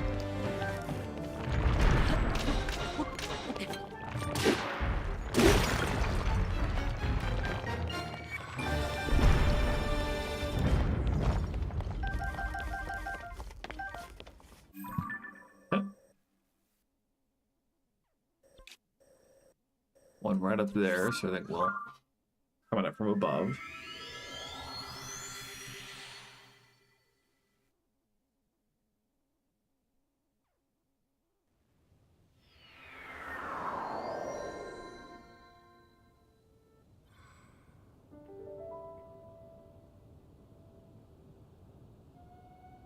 Real quick, just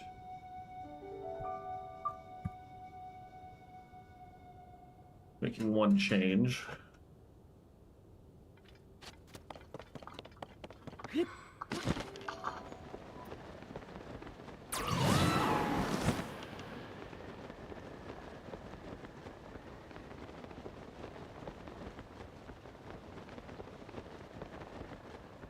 The best part about igniotaluses is that they are very obvious and do not require any deducing to locate.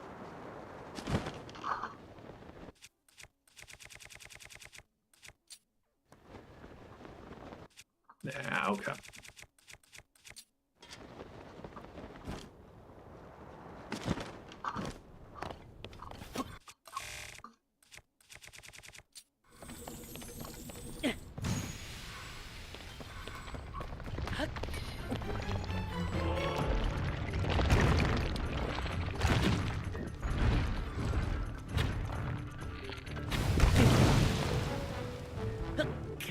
wild that that deals significantly less damage than the rare stone palace did. Even though this one is also a rare, at least in terms of these. Come on. At least in terms of the stone on its back.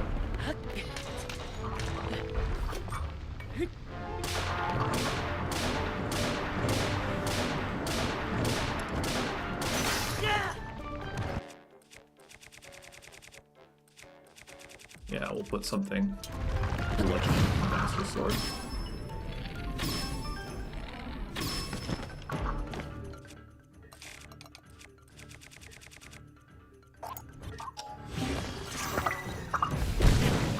Ow, that hurt. Okay, maybe it was some other factor that was reducing the damage. Nope.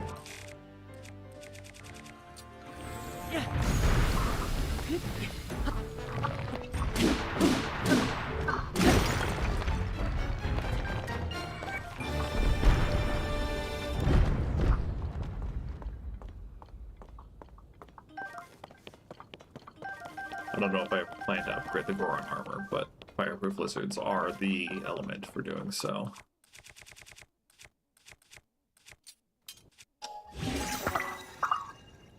Okay. We've got one down here and one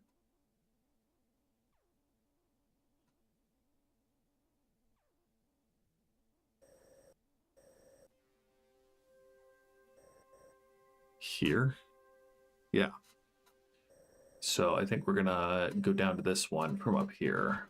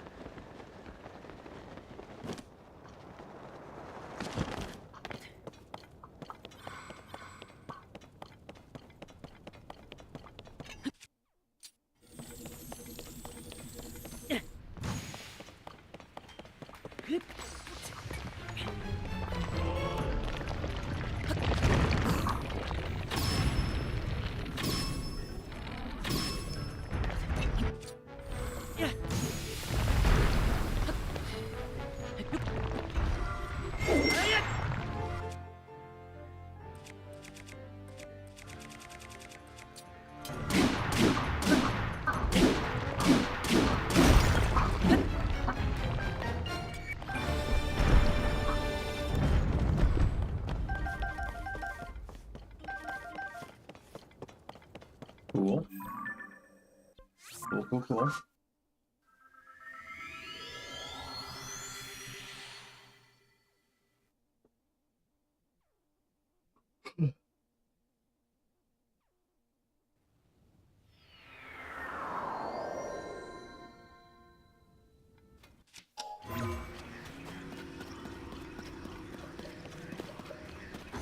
Is there no easy escape out of here? Okay, screw that. I'll put on your stupid clothes just to stop running along. Or it's the giant magnet. That's how you get out of here.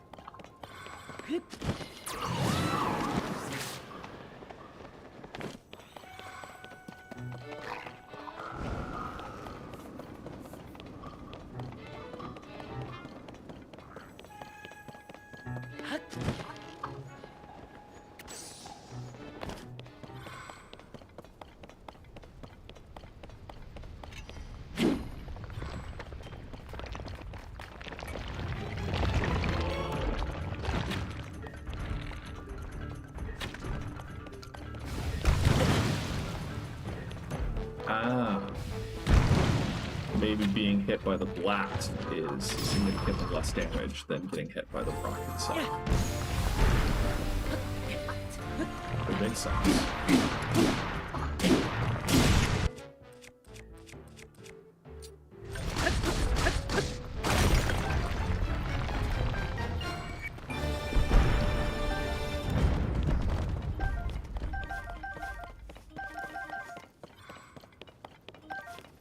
Yeah.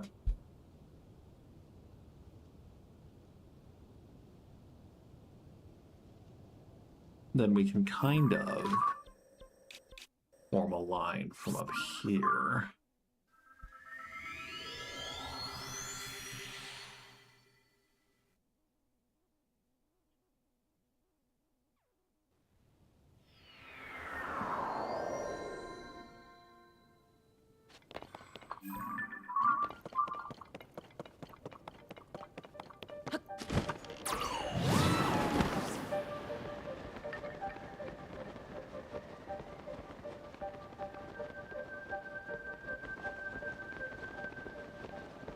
Map says there's a Hinox, like, right here.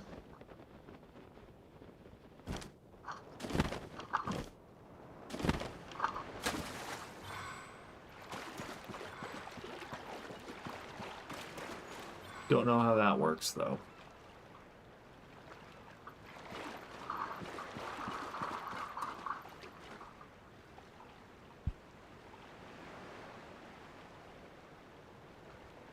Oh. Oh.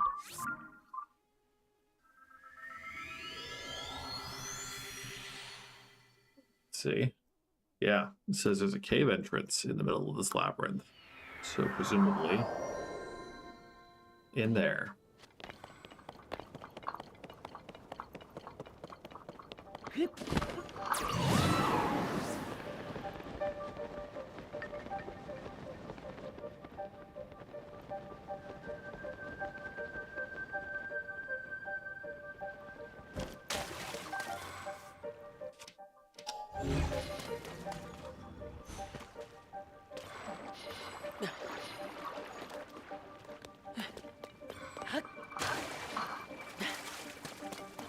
But how? It looks like it should be on this little block of water. Can we drain it somehow?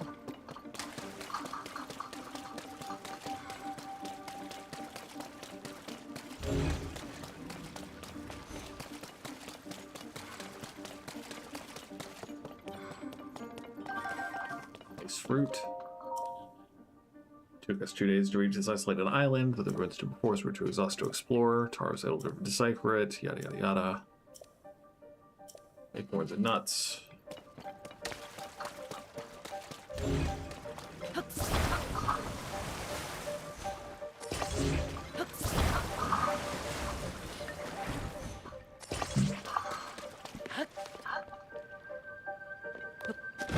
It looks pretty clear that there is not anything specifically right under there.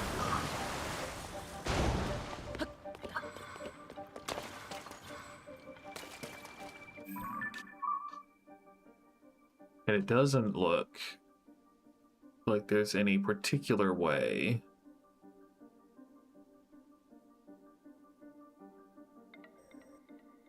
around to get down, except maybe here.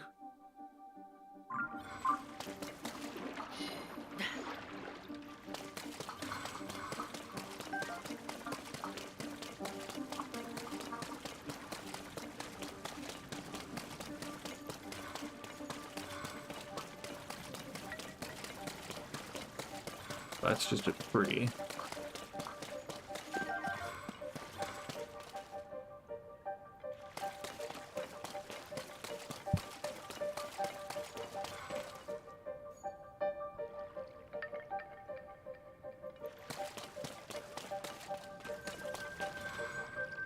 Just quickly pulling up the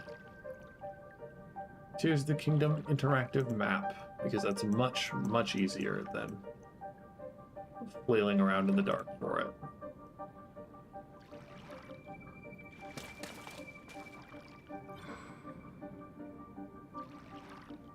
Okay. So that cave connects to over here.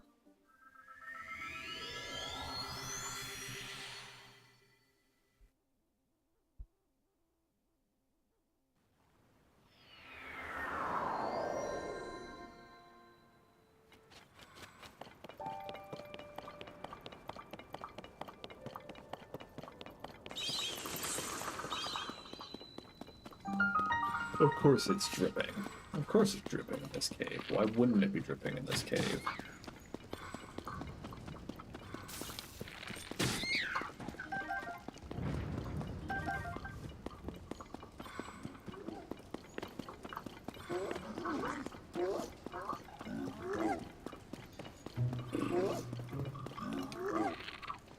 You can drown.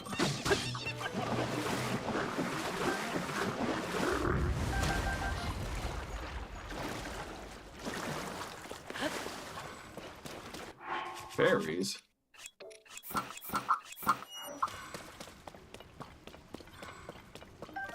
I will happily take some fairies. I don't have to go this back.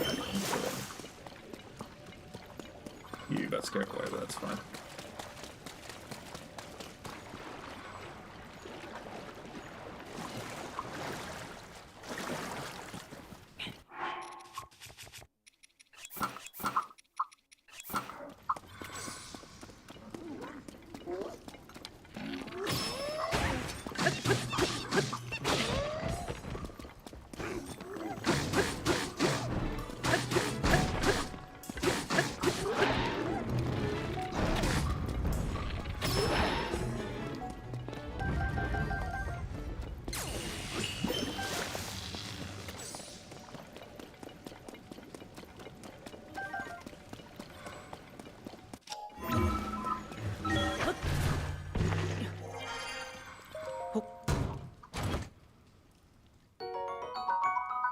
Definitely don't need that.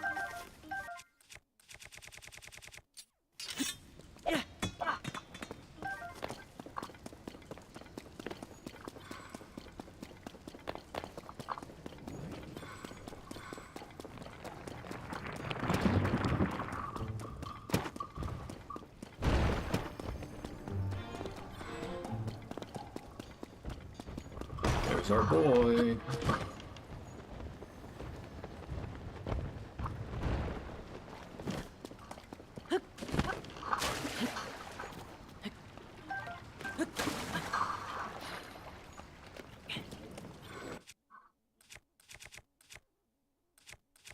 think I'm going to hold on to that.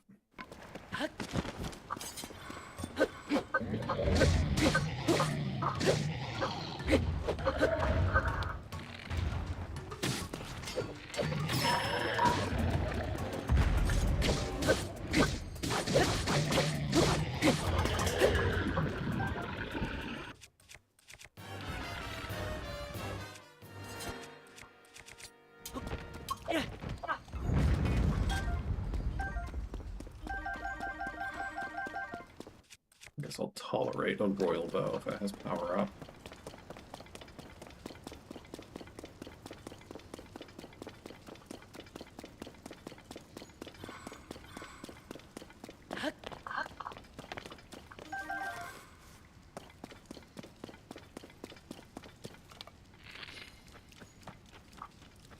Bastard. It looks like at least ascend here without going all the way through, potentially, if it lets us.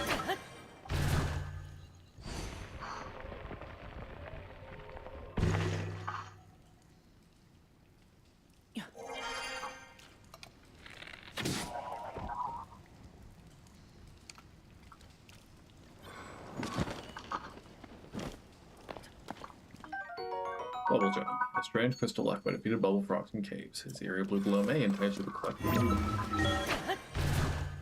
Let's see if this also works.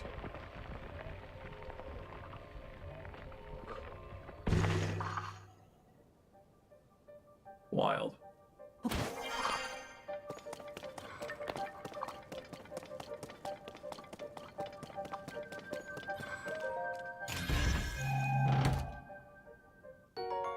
Big battery.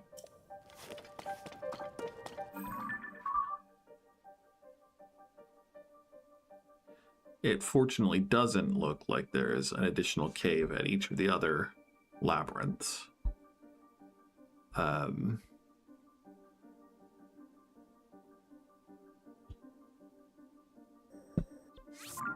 So cool.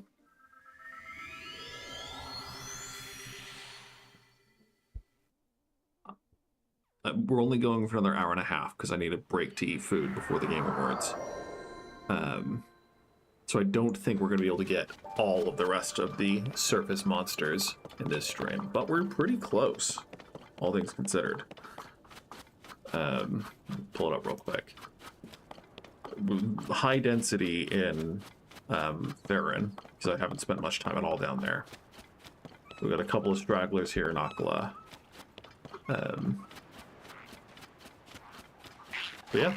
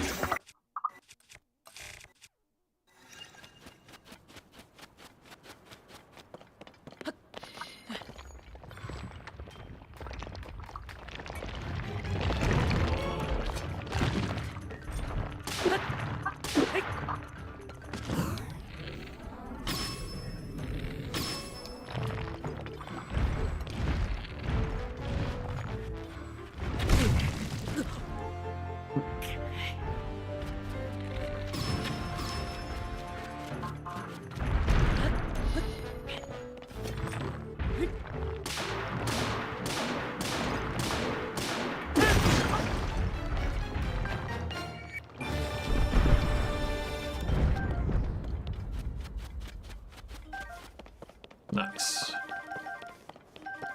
Love a diamond.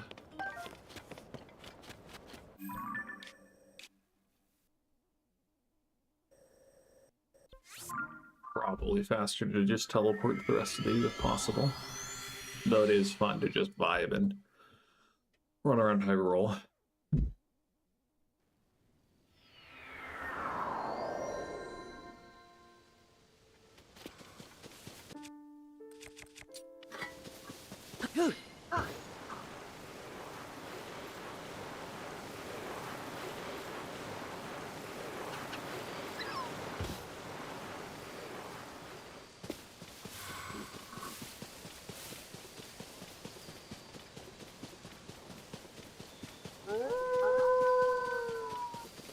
Woo.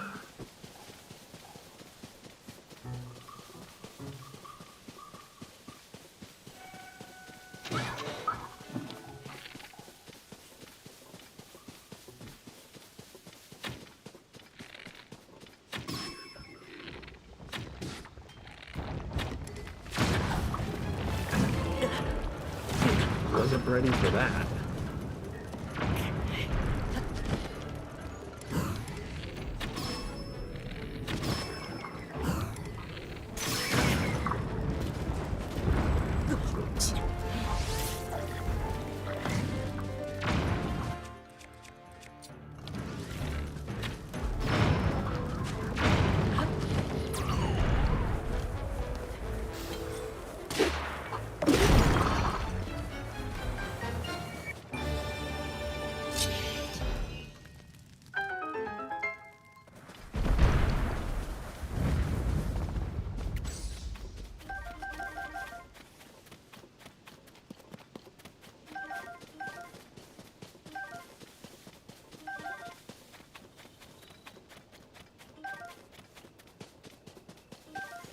Do you think every bokoblin and moblin instinctively know how to use bows and arrows?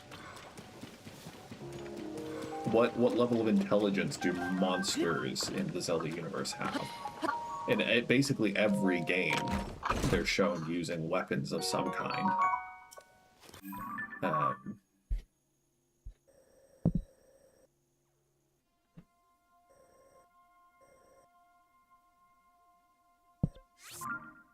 Skyward Sword especially, they're wearing clothes, and Twilight Princess wearing clothes, using weapons.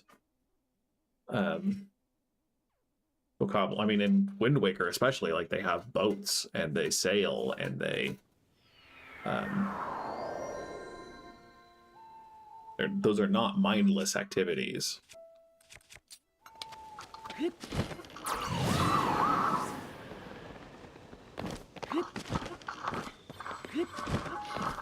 Like, the level of coordination it takes to make sure that those who are equipped with bows and know how to use them are put on the battle taluses is, more than... Nope. More than I would expect from quote-unquote subhuman creatures.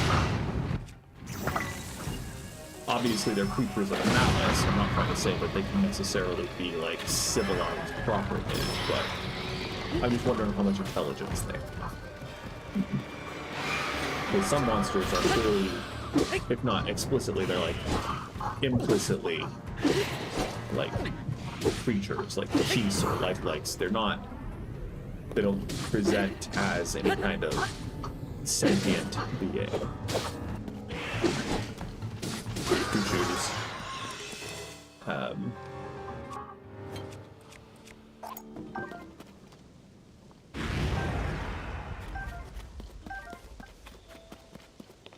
And, like, I don't know. I don't have much experience with, like, interacting with wild animals. I have very limited experience as a pet owner interacting with animals, period. But, like, I mean... He's a bastard, but our cat Bamboo is very smart. He can tell the difference between sleep noises and wake-up noises. He can tell the difference between my door and Erica's door. He can tell the difference between my footsteps and her footsteps. Like, he's a smart cookie, which makes it even harder to placate him sometimes, because he will not be deceived by shallow attempts to be placated with his food.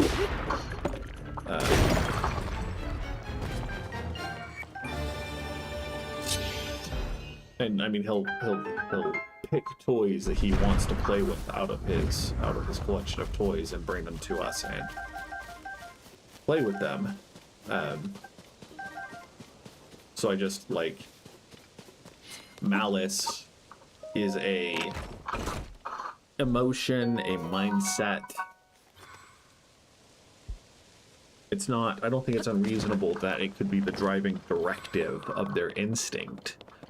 But do you think that they make conscious choices? And do you think that they analyze things? Usually they're pretty stupid. They don't have different behavior if they're using a Korok frond weapon or a bouncing mushroom weapon. They don't really adapt well to different weapon types than rather that are beyond just, you know, stab, stab, stab, or slice, slice, slice, or smash, smash, smash. But they can use bows and arrows, and they are almost impeccable in their aim. And that, to me, that reeks of some level of intelligence.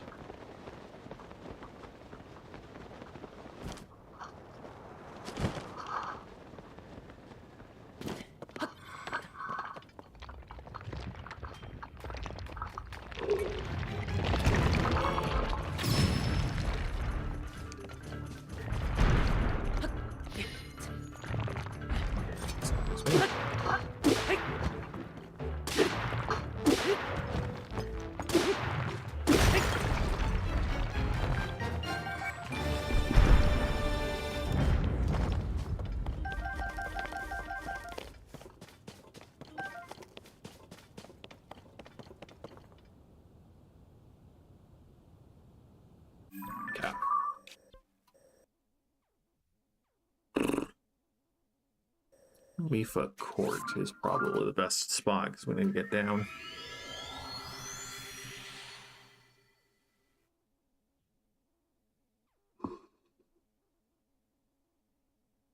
Taluses and pebbles, like we often. Okay, I won't generalize everyone to we, but I often look at eye movement to determine intelligence. Like if something has eyes that are constantly moving and taking in information, that tends to be like a clear indicator of intelligence. Motivity in general dictates that they're able to process information enough to be able to move, independent of forces acting on them. Because like, what is it? Seeing enemies, they're pretty sedentary, but they do move.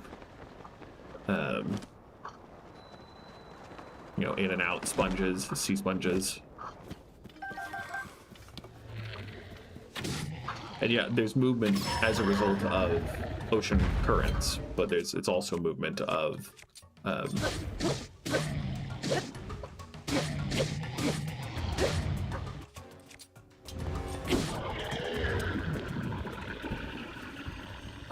what's the word? Respiration. Sneaky River escargot.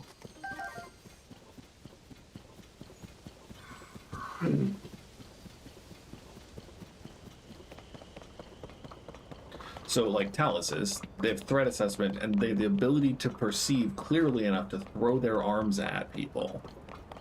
And that seems fairly intelligent.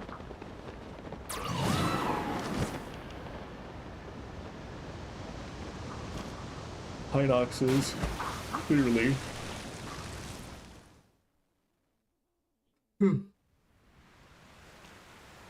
Similar ballpark.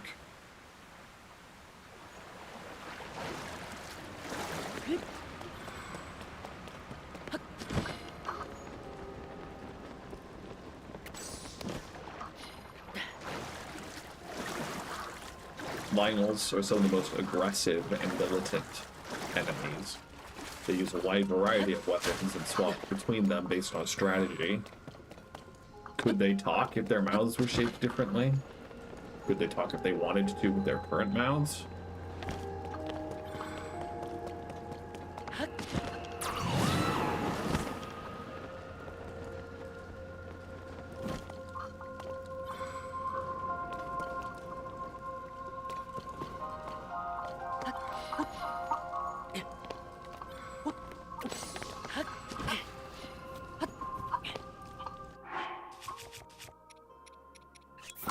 We didn't become Tracy's favorite reporters for no reason.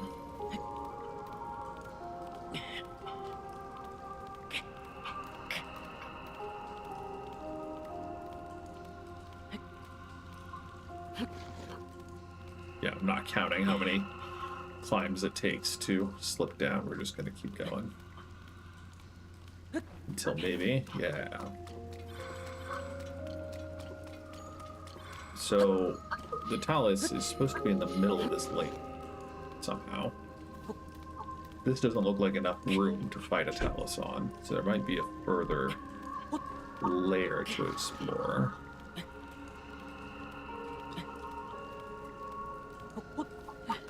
But it's ostensibly right here. It could be above ground. It certainly could be.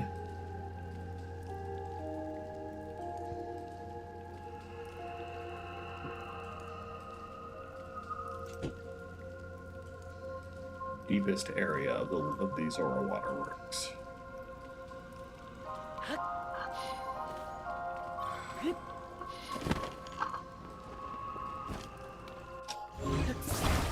Go deeper. That was a loud thunk for a piece of wood.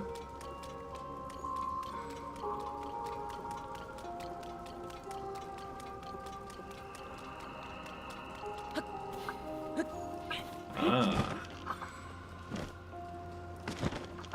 It's definitely deeper. This looks like a place where a talus might be.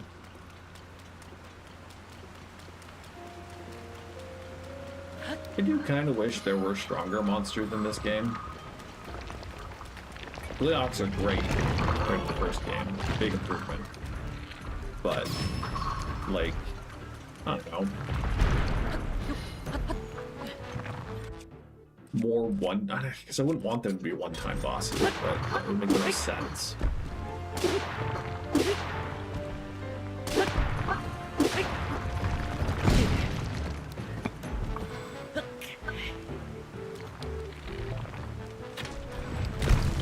Again, like maybe just the one of Electric Palace that you find here. Bane of the Zora or something.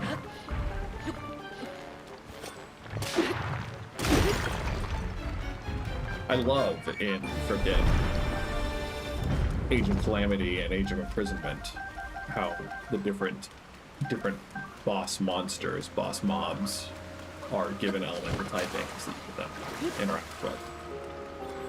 Fighting a electric Hinox and a frost moblin or whatever. It's cool. It's cool.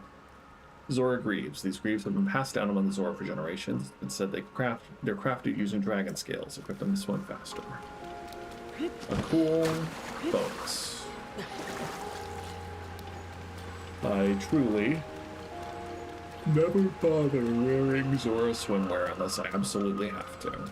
I would almost rather drown than swap to Zora armor.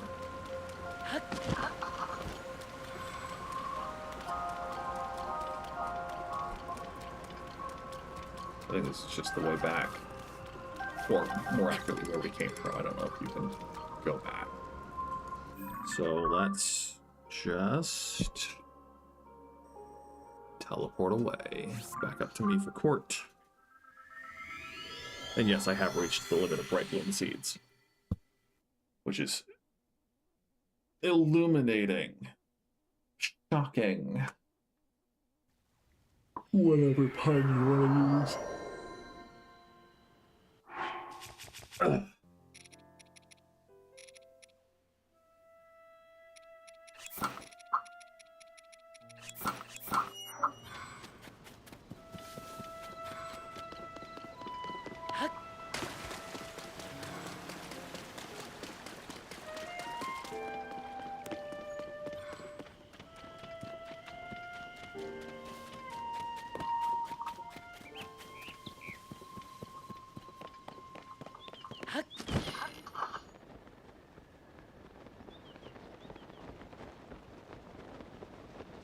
So these two are probably at the bottom of this ravine.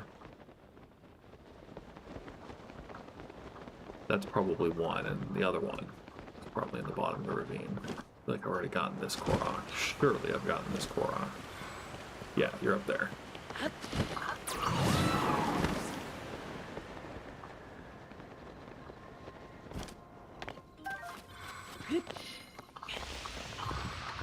we've replenished our fairies, so I'm not as worried about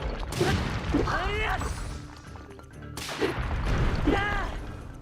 Hey, wasn't that a level in Super Mario 64 or something? Let's go peek.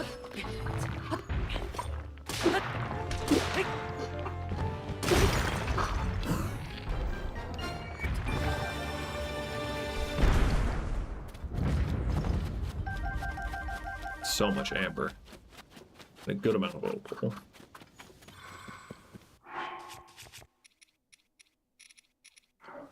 Don't have a spare travel medallion. Probably don't need this one. I want to keep the one at Terrytown in case I do have other needs to be there, but I really don't want to have to climb back up. If indeed the Talus isn't where we want it to be. I mean, it looks like there's a cave behind this waterfall, and that seems the most likely candidate for where this Talus will end up. But nope, just a Korok.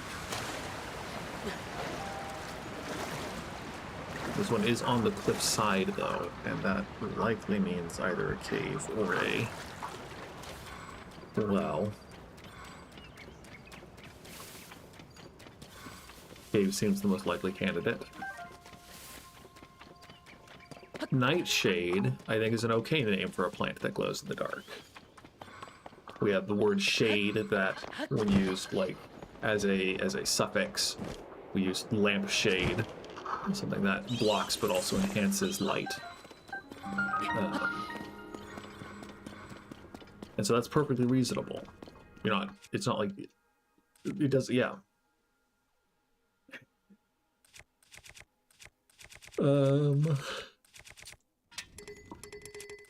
I feel like I should be able to carry more weapons than this. It's a spear. Foolish me.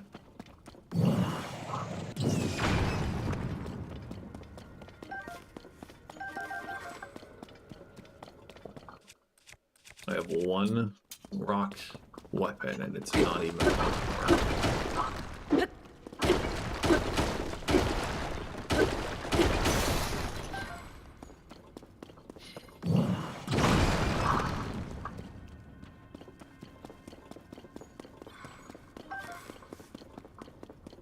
bombs might be the way to go here. Look at all these crabs.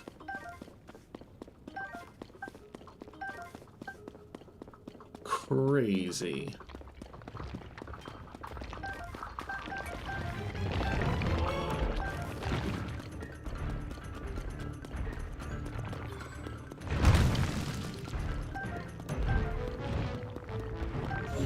I almost never go to the seashore, and so almost never get crabs while just playing this game. And yes, hooray, Link doesn't have crabs, but joking aside, it's always nice to get a selection of crabs.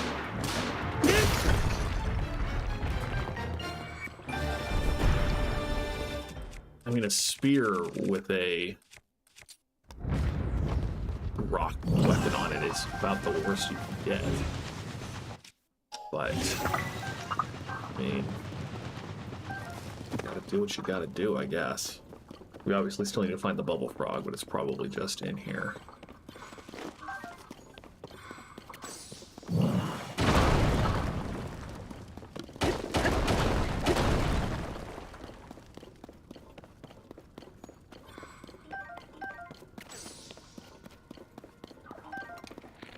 What? The bubble frog was in the obvious spot? Kill it? There it is. Bubble gem. A strange crystal left by defeated bubble frogs in caves. It's the area blue glow may entice you to collect even more.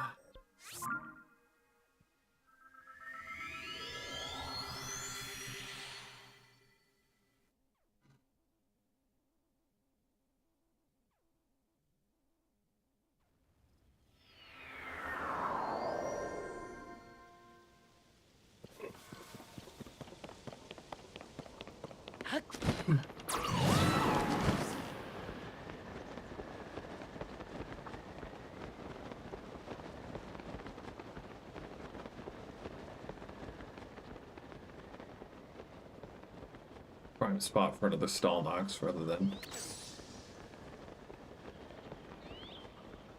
a high nox. What's that? It's also in a cave? Disgusting.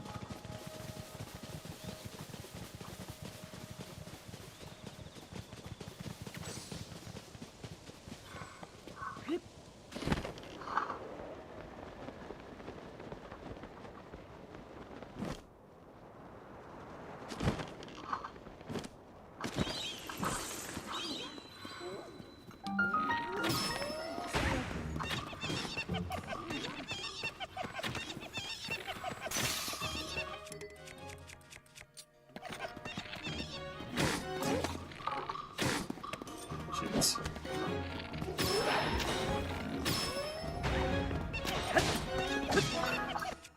Let's not waste that. We'll do with a spear, I guess.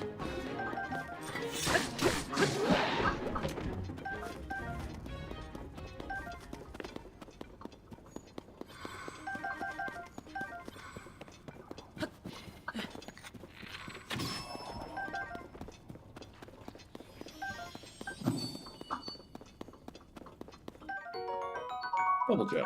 Strange. Press the left button to feed bubble rocks and caves. Its eerie blue glow entices you to collect even more.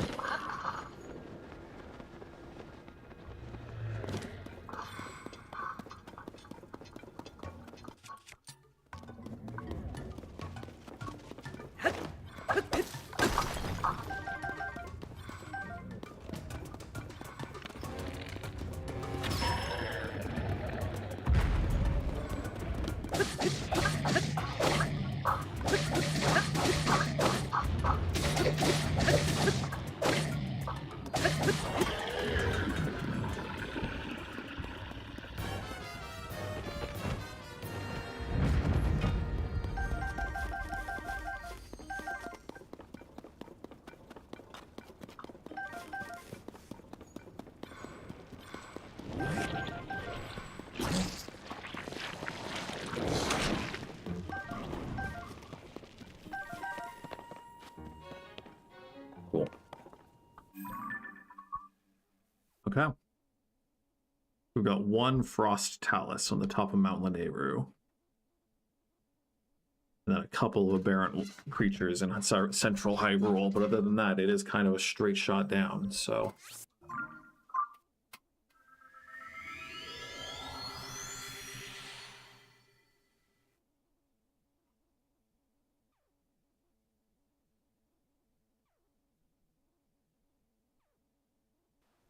I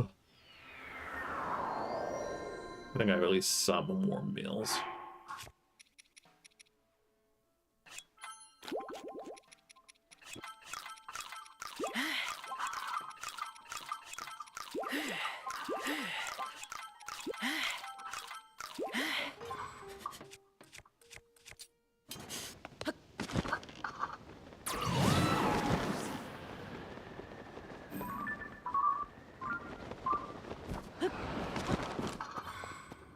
Not quite the button I was trying to press.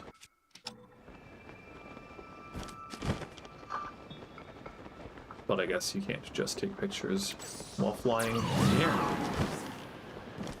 Perfectly rational.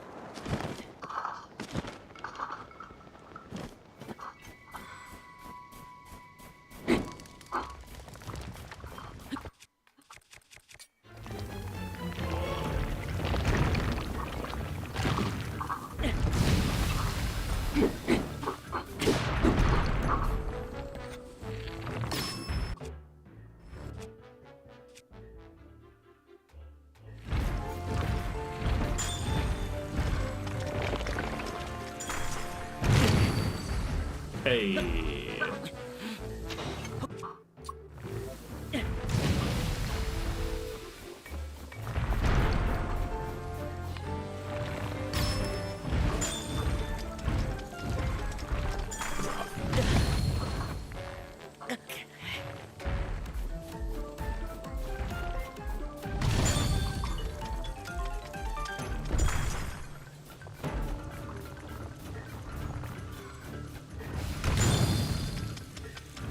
Unfortunately, can you imagine what it would actually be like to have your entire body encased in ice? Even just temporarily? That'd be crazy.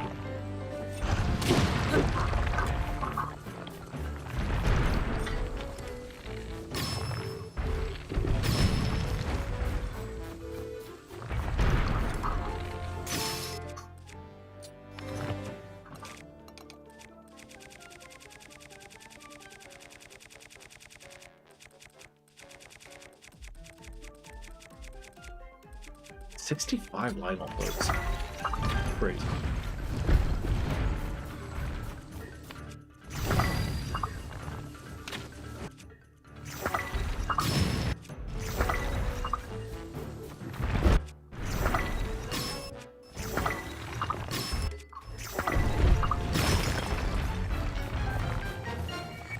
Interesting. So they don't, the fused materials don't always break if they're used for arrows.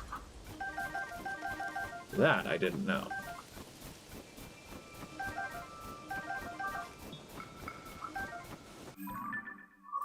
Okay. Let's get at least a few of the stray ones. The fittingly named Giant's Forest. There's one. So we'll go here.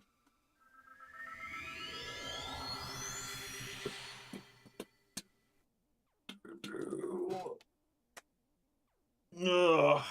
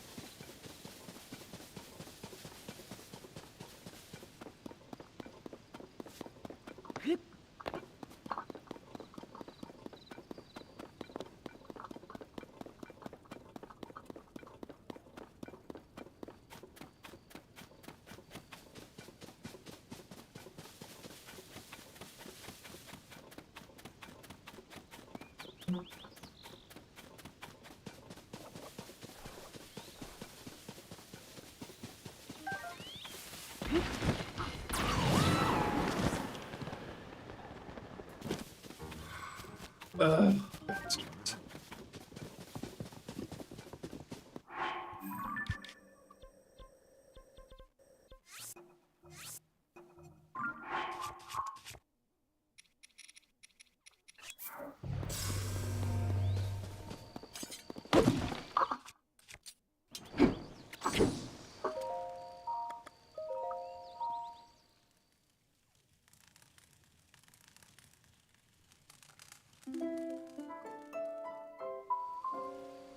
Now the real question, can we just teleport to this medallion and have it reset?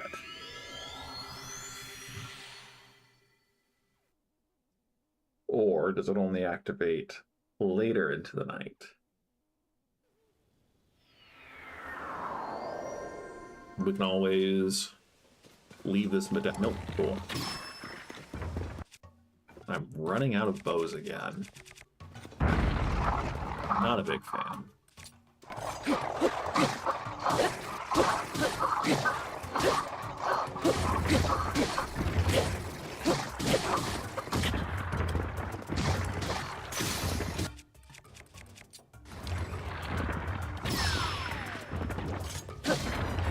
I feel like if it's got such a little health and you shoot in the eye, it should just die.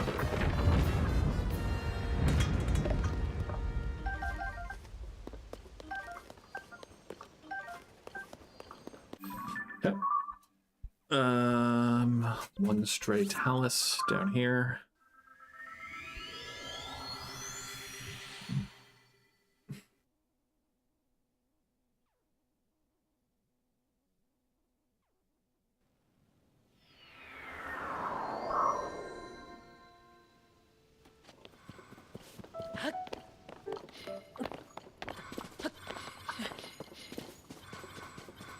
Believe we did remember that there was a bloom hand in these stumps. You just have to find the right stump. That's not what we want. We want it to swap to here. Allow it to dazzle fruit.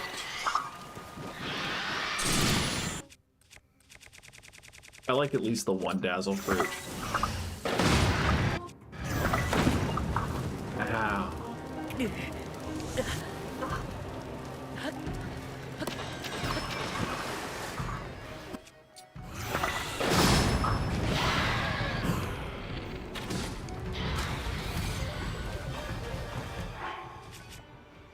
Yeah. Yeah. We found a bunch of hardy truffles, though. So we won't lose be able to.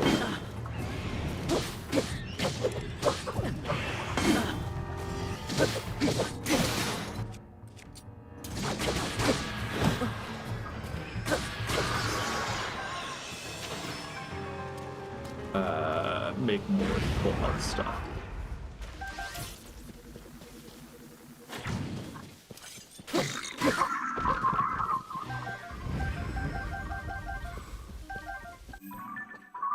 Okay, down.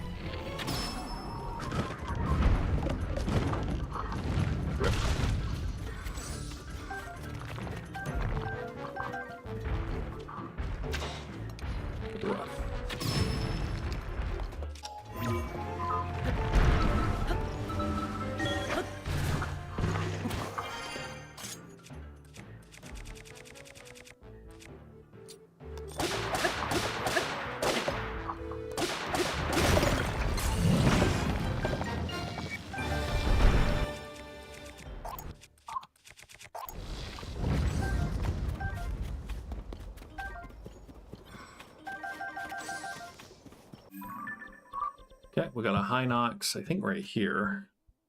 I think I marked this one because it's a stall Nox.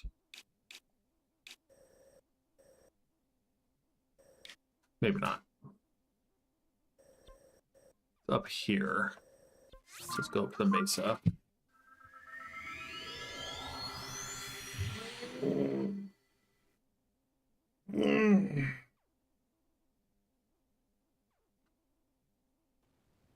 Freeze for a bit until we get down.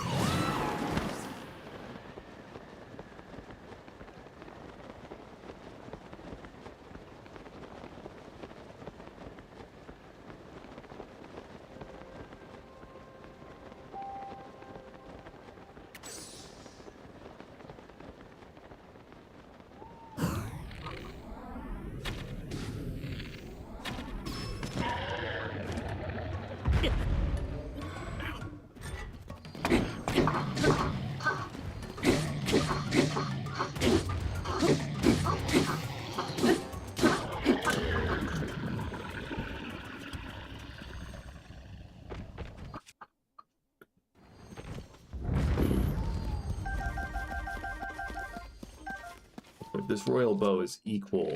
Okay, yeah. So it's not one of the upgraded ones.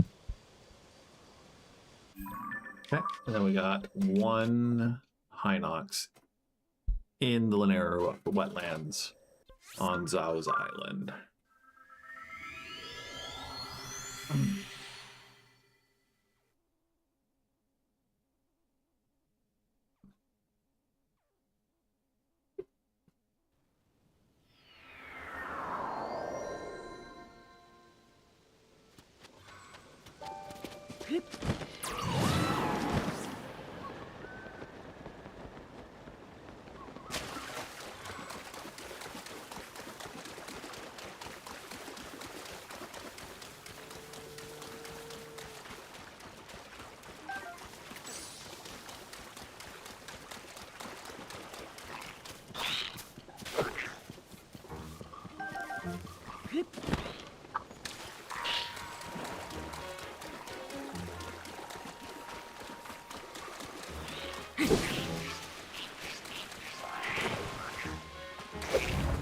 Roasted bastard.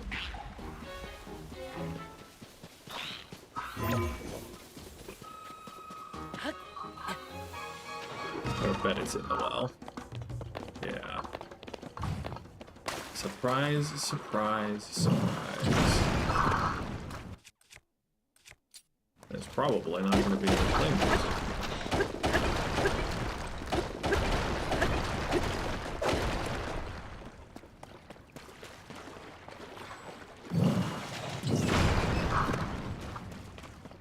Hey.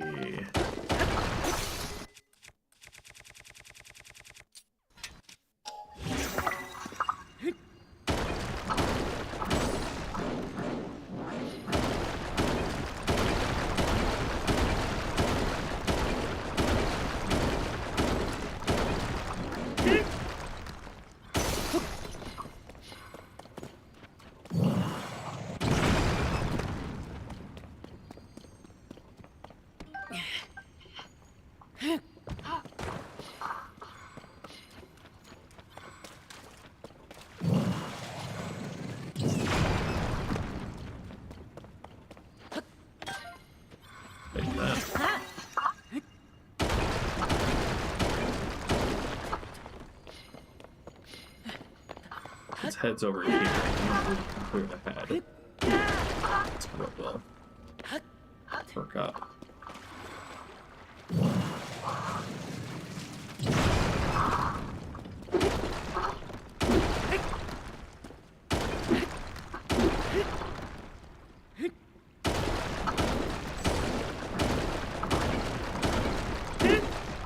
I think the head's over here.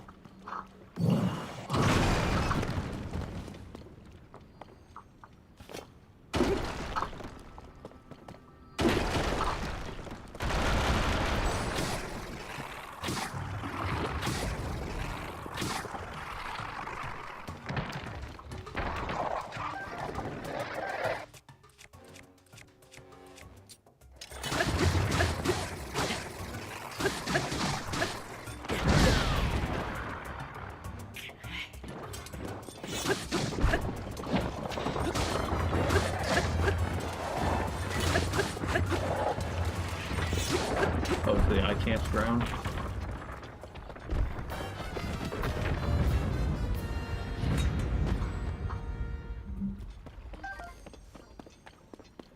Cool. Cool. Wells don't guarantee bubble frogs, so we got a talus in roughly central Hyrule. Here.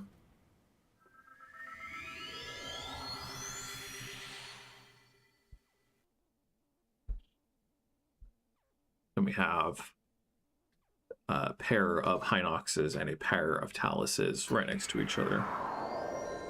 And when I say right next to each other, they're pretty proximate, but they're not immediately next to each other.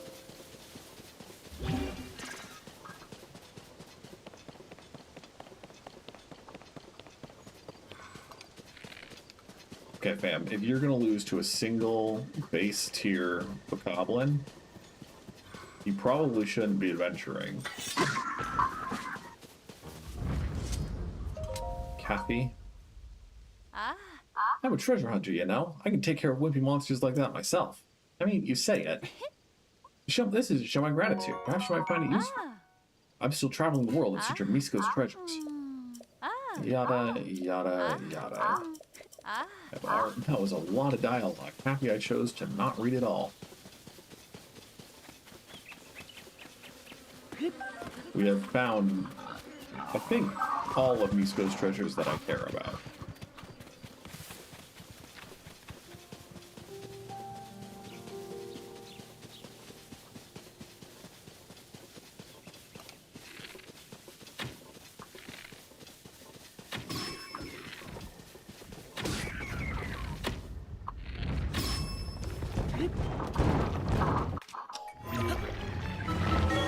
Vein meadow.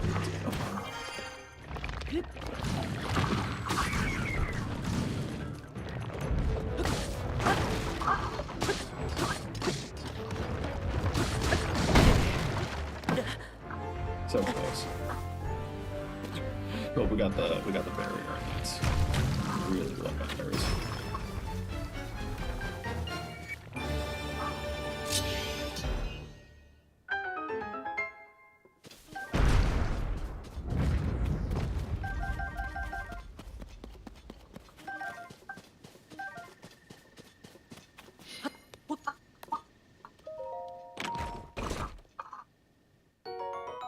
Ruby.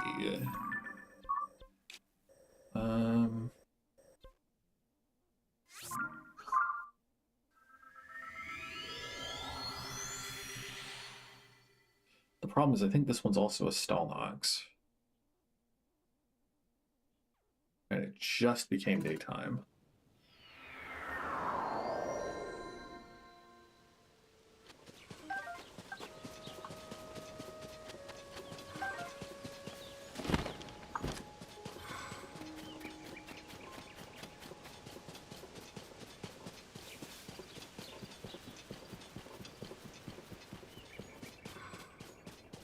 Yep.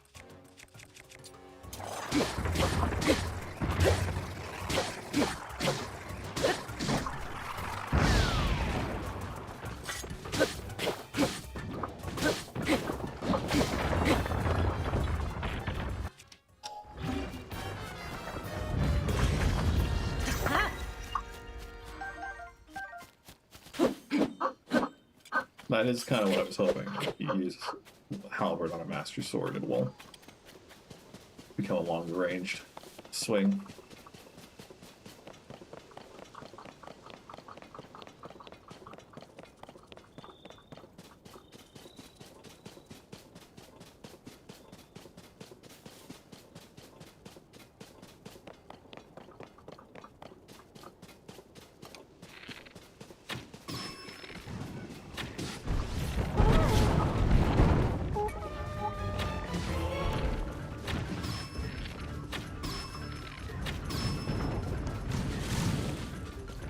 Feels really good to hit those shots consistently. It feels really good. Just brain off, getting lucky. Feels pretty dang good.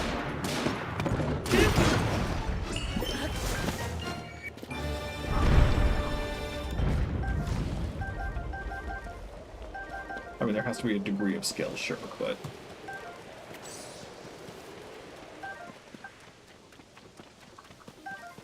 Unfortunately, the fire fruit's burning all of the arrows. At least all the areas that didn't already get blown away by the death of the Talus.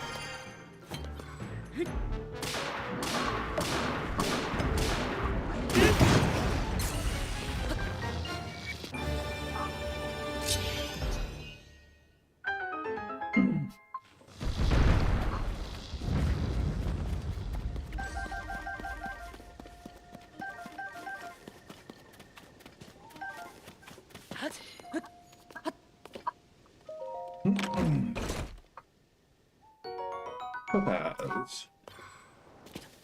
Never hurts to have rupees in the form of items. Jeez.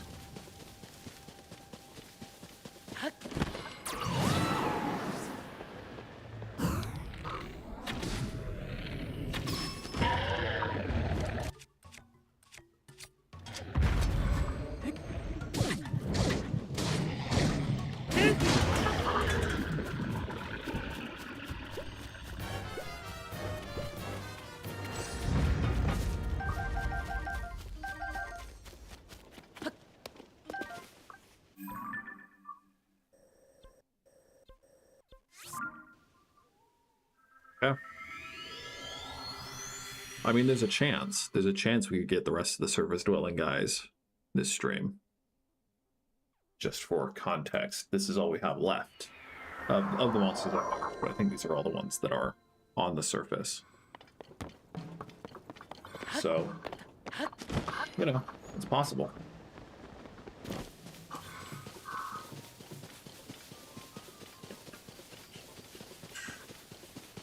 Depends on how many of them are Stallnoxes and how many of them we have to do stupid teleporting tricks for. And how many of them are hidden in frickin' caves. I doubt Addison would park so comfortably next to a surface-dwelling Talus.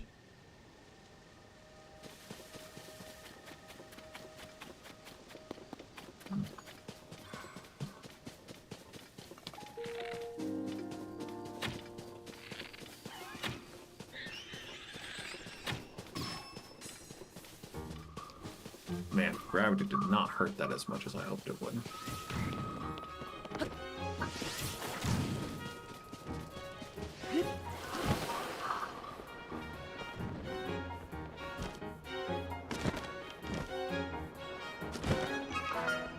It's actually really sketchy, so let's get some stamina back.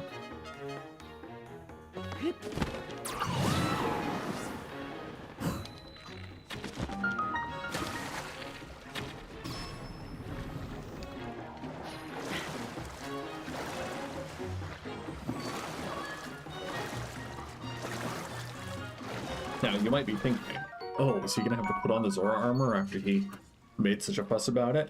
No, we have stamina food. Bubble gem, a strange crystal left by defeated both frogs and caves. It's area to glow me and entice you to collect even. We have standards here.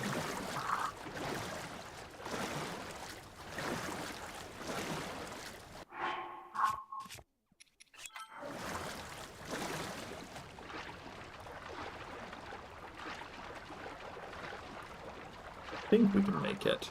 Ooh, maybe not. Yeah, we'll just pull up.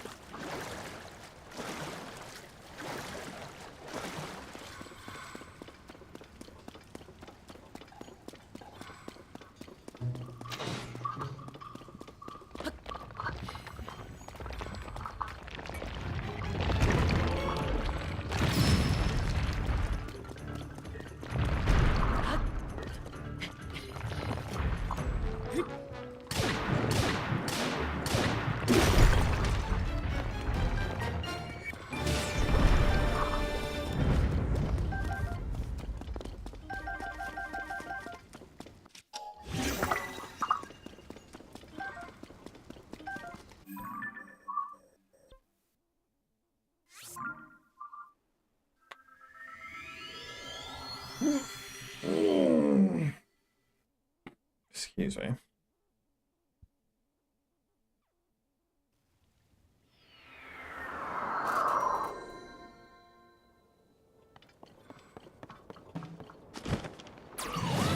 Really, this one's also a Stalmox, but I guess not. I just feel like a lot of the ones close to the towers are ones that I have looked at in the past, but not.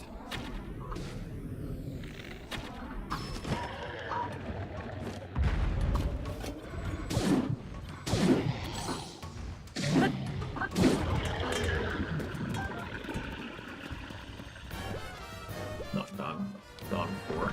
That royal bow is stronger than the one I'm holding, so we will grab that. Slightly worse than the other one, but still an upgrade over a lot of the base ones.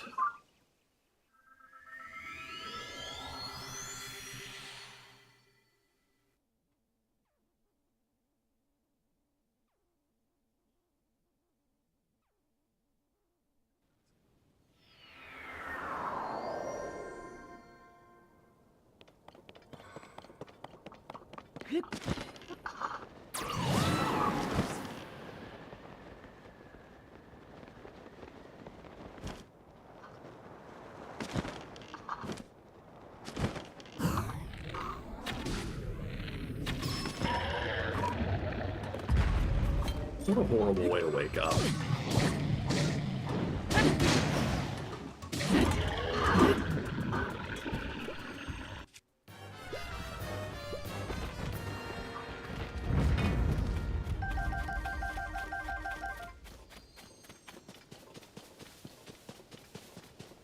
And a pretty horrible way to go, too. Imagine being 20 feet tall and some little 5'8" shrimp comes and just stabs you with a weapon that happens to be more deadly than other weapons.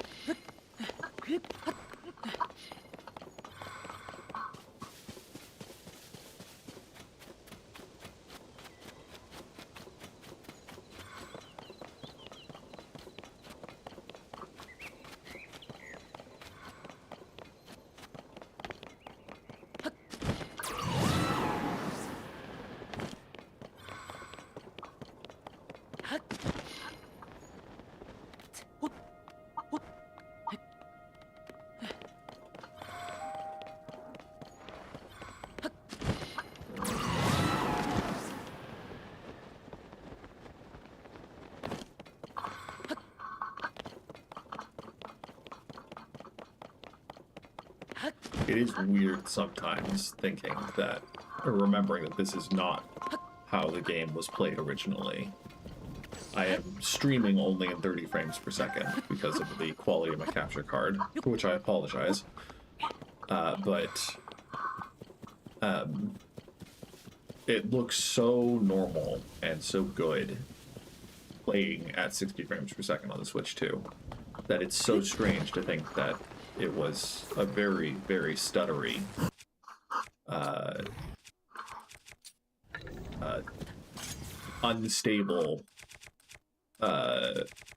unstable 30 frames in the first iteration.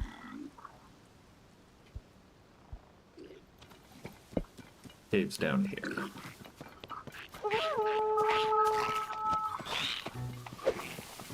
I hated this area in Breath of the Wild. I also hate it in Tears of the Kingdom. I don't like caves in general. And the specific intentional artful caves don't make it any better. A strong long stick. Sorry, bud.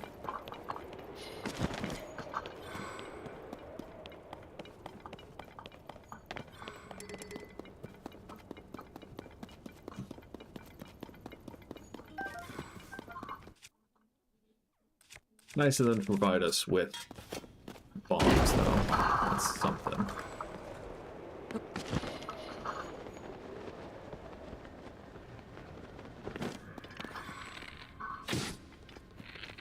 The middle Hinox brother.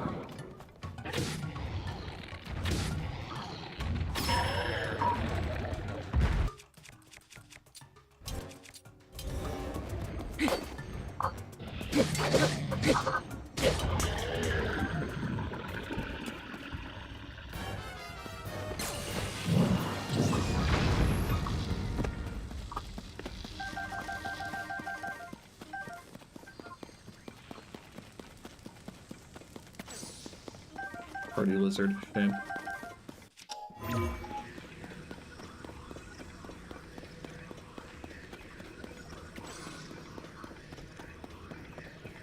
No easy way out of here, huh?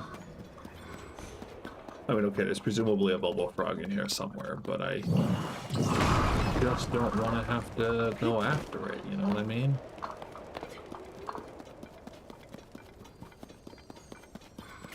And again, I also don't want to have to come back here. Oh, the dilemma.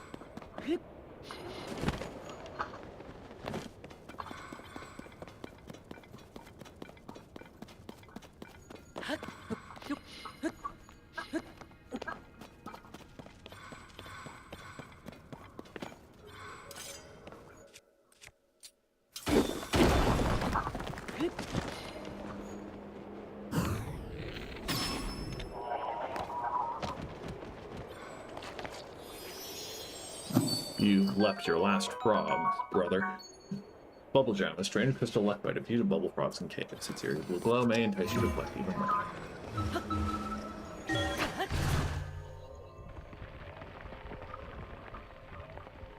So many freaking caves up here.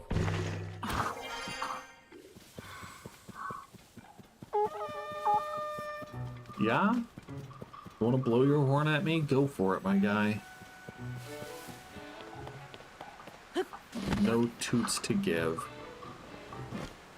Pretty sure this one is in the waterfall.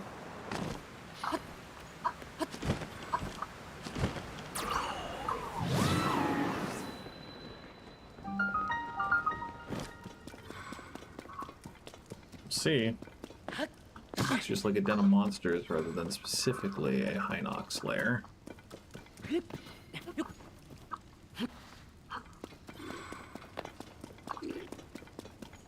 Because we're looking, it'd have to be this direction somehow.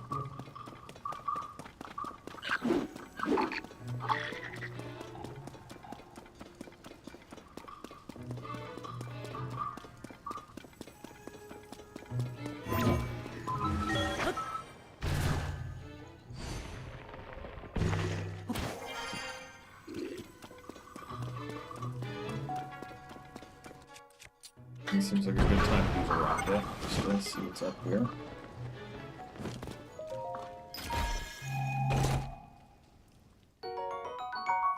One large zone I charge. Sure. Sure. Doesn't hurt.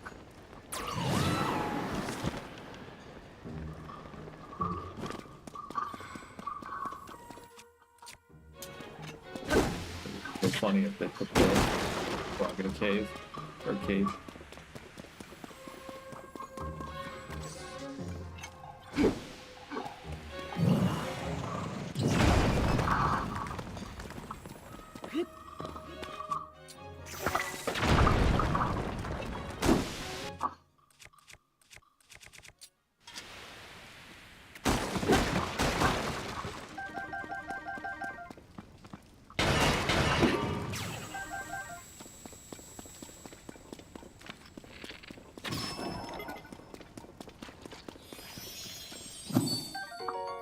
Bubble gem. Strange crystal left by defeated bubble frogs and caves. Its area blue glow may entice you to collect even more.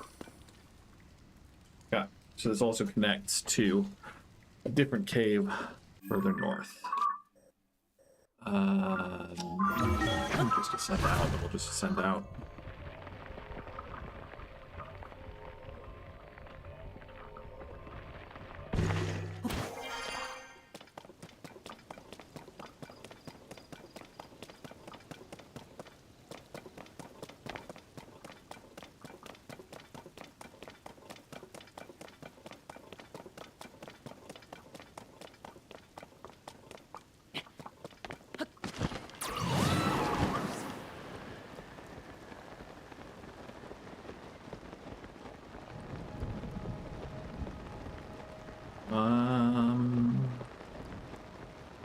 Let's try this cave first.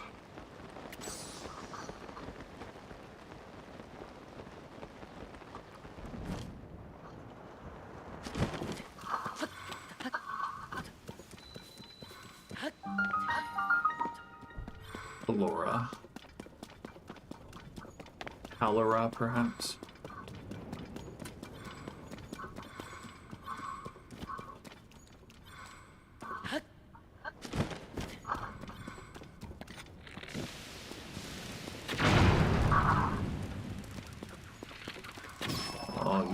How do they live? How do bubble frogs live in caves that don't have any ingress or egress points? Like, anyway. Bubble gem. A strange crystal left by defeated bubble frogs in caves. Its area will glow may entice you to collect even more.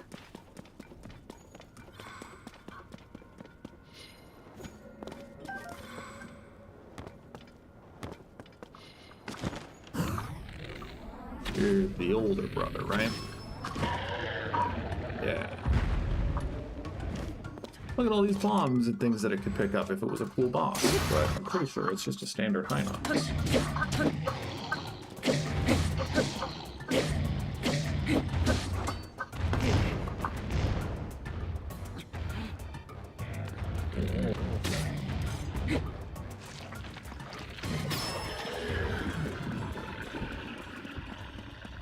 Yeah. Yeah. I think boss fights are a big thing that whatever the next Zelda game is could improve. They're just not evental in the same way that boss fights in most other Zelda games are. I think they can use a little more pomp and circumstance than what we get in this game.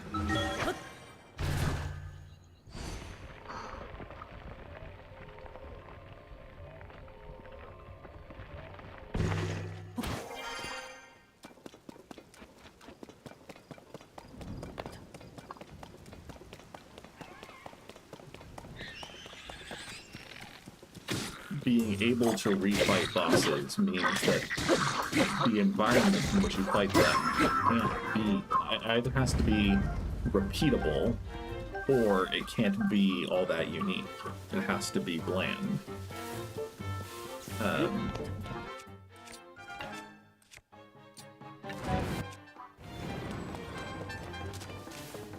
And you can't rely on environmental elements to defeat them.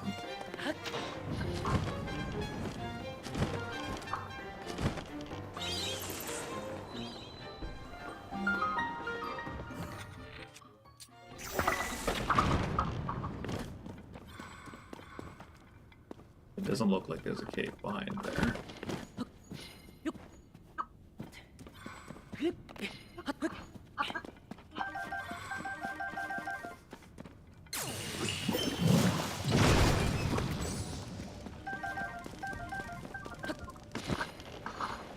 Oh, is this a chasm?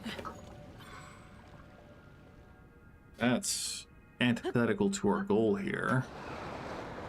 Or it's just dark. If it's dark, that's fine. That's cool, even. So I can use some of these freaking bright bloom seeds.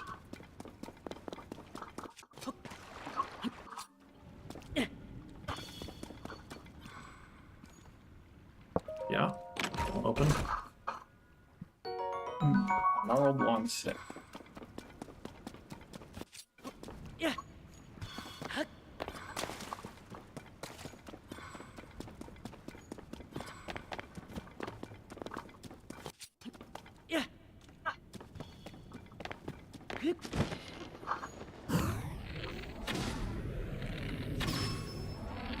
Being inspired by Enok's brother agoraphobic. Is that why it wants to have a dark cave all to itself? No one can see it. It can't see anyone.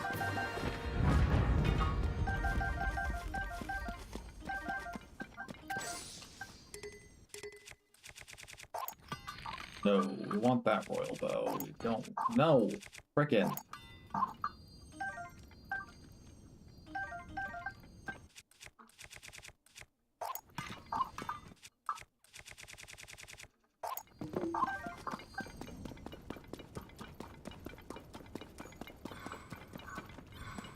We're not mining all of this luminous stone. I'm a short.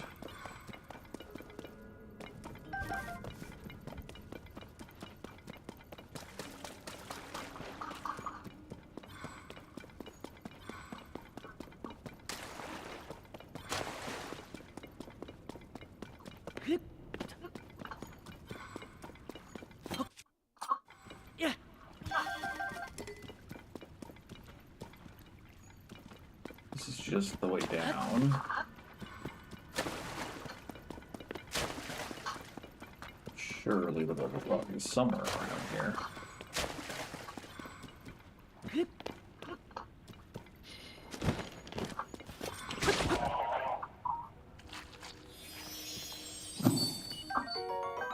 Strange crystal left by defeated bubble frogs in caves. Its airy blue glow may entice you to collect even more.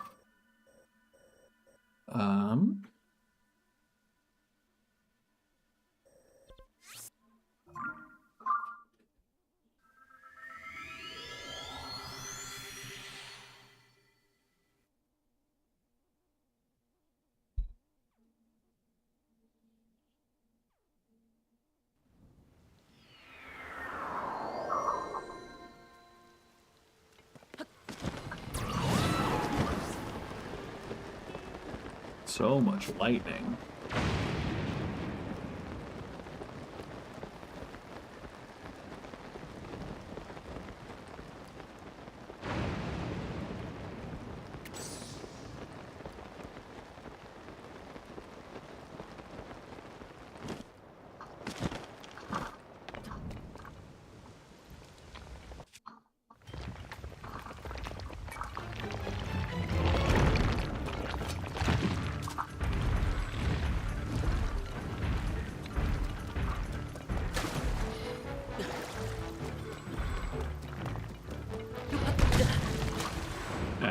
Jeez.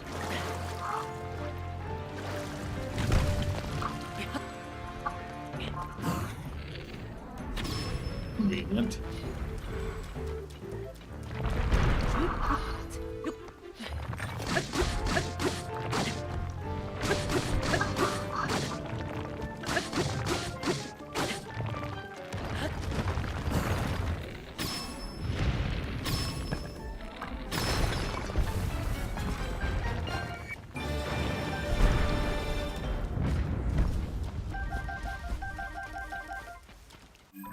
Always love a diamond. Got 5 more. We've got 2 Hinoxes, 2 Taluses, and a single Gleeok.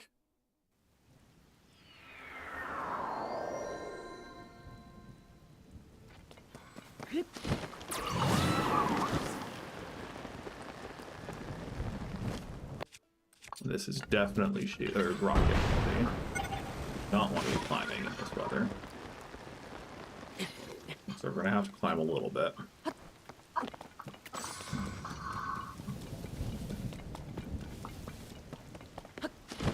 We just hope this one isn't a Stalnox.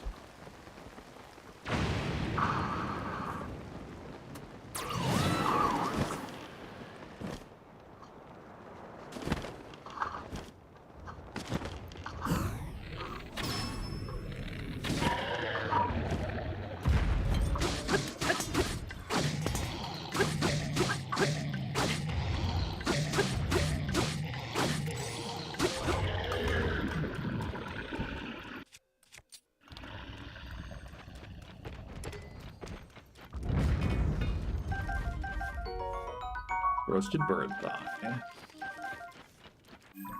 Okay. There's a talus right here. We can go here, but it's probably going to be in a cave, if we're being honest, because I don't remember seeing it on the walk. Well, okay. Maybe it tried to attack us when we went to get the white horse.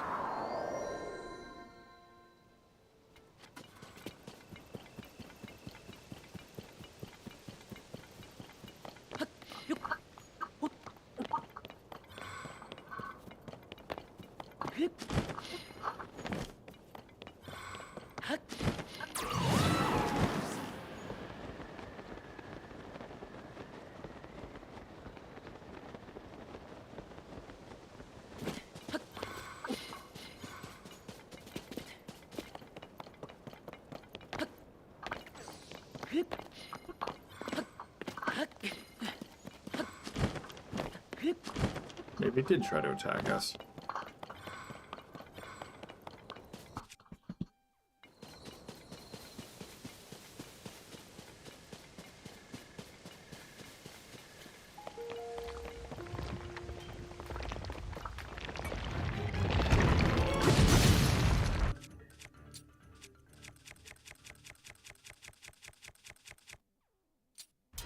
We'll definitely want to use something bludgeony to this.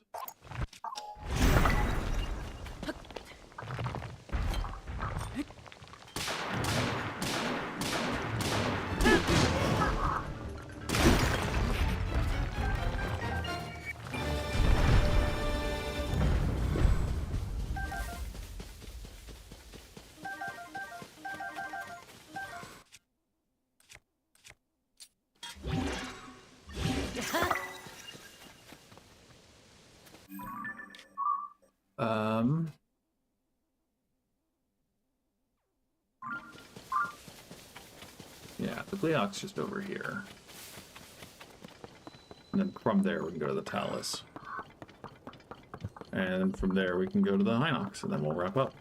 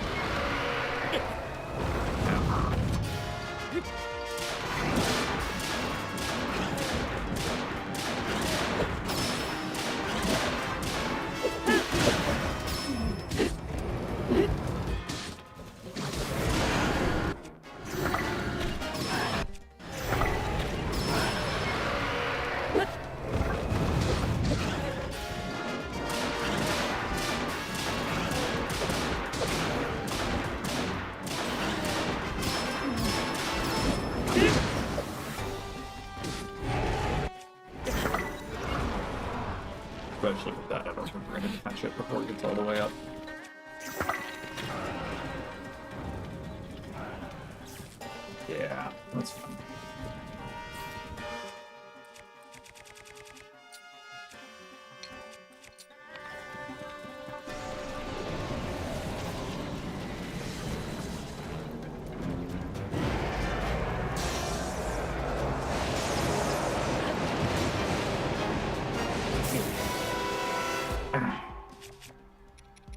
Yeah, let's just grab a bite to eat before we take some fall damage.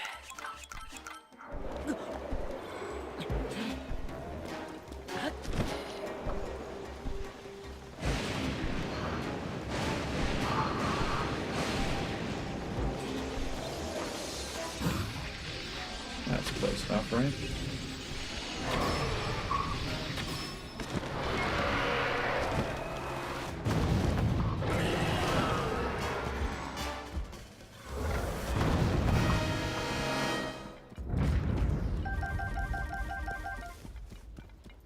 Good stuff.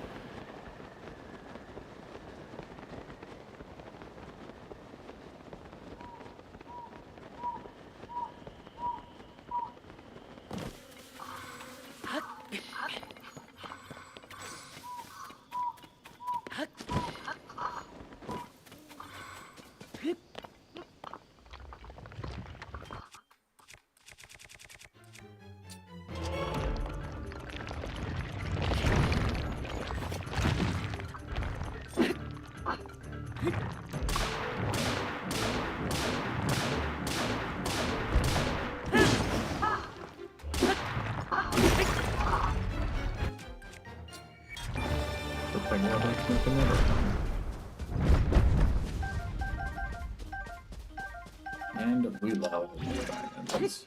Come on. Okay.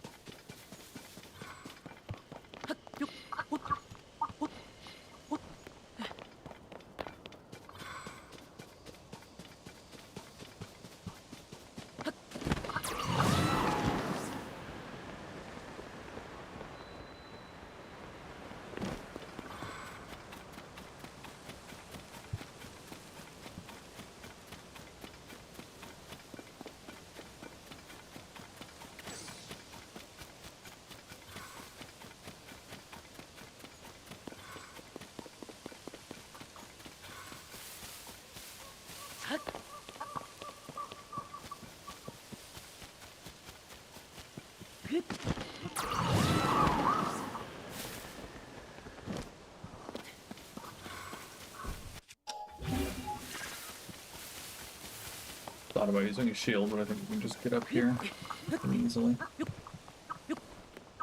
I said shield, put a rocket on a shield. Here you are, the last monster above Hyrule that I haven't already killed once.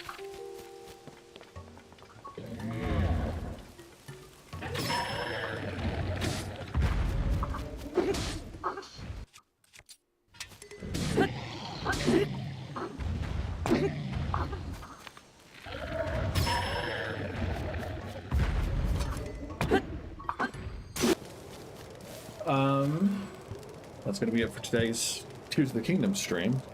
But tonight, 3 hours from now, Game Awards goes live. I'll be hosting a watch party for it, watch along, whatever. So again, if you're interested in listening to someone snark off at Geoff Keighley, taking himself seriously, feel free to join. Otherwise, tomorrow I'll be streaming Armored Core 6. That'll be 7 p.m. Eastern Time. Friday, yeah. And then Monday, I don't think I've decided what I'm going to be playing. Yeah, I don't know. There are a couple of things that'd be interesting from the Nintendo Online library that could be fun for a one-off stream, but we'll see. But thank you for watching. Hope you enjoyed. If you liked, feel free to like the video. If you liked it enough to consider watching again, feel free to subscribe to the channel. And yeah, hopefully see you tonight.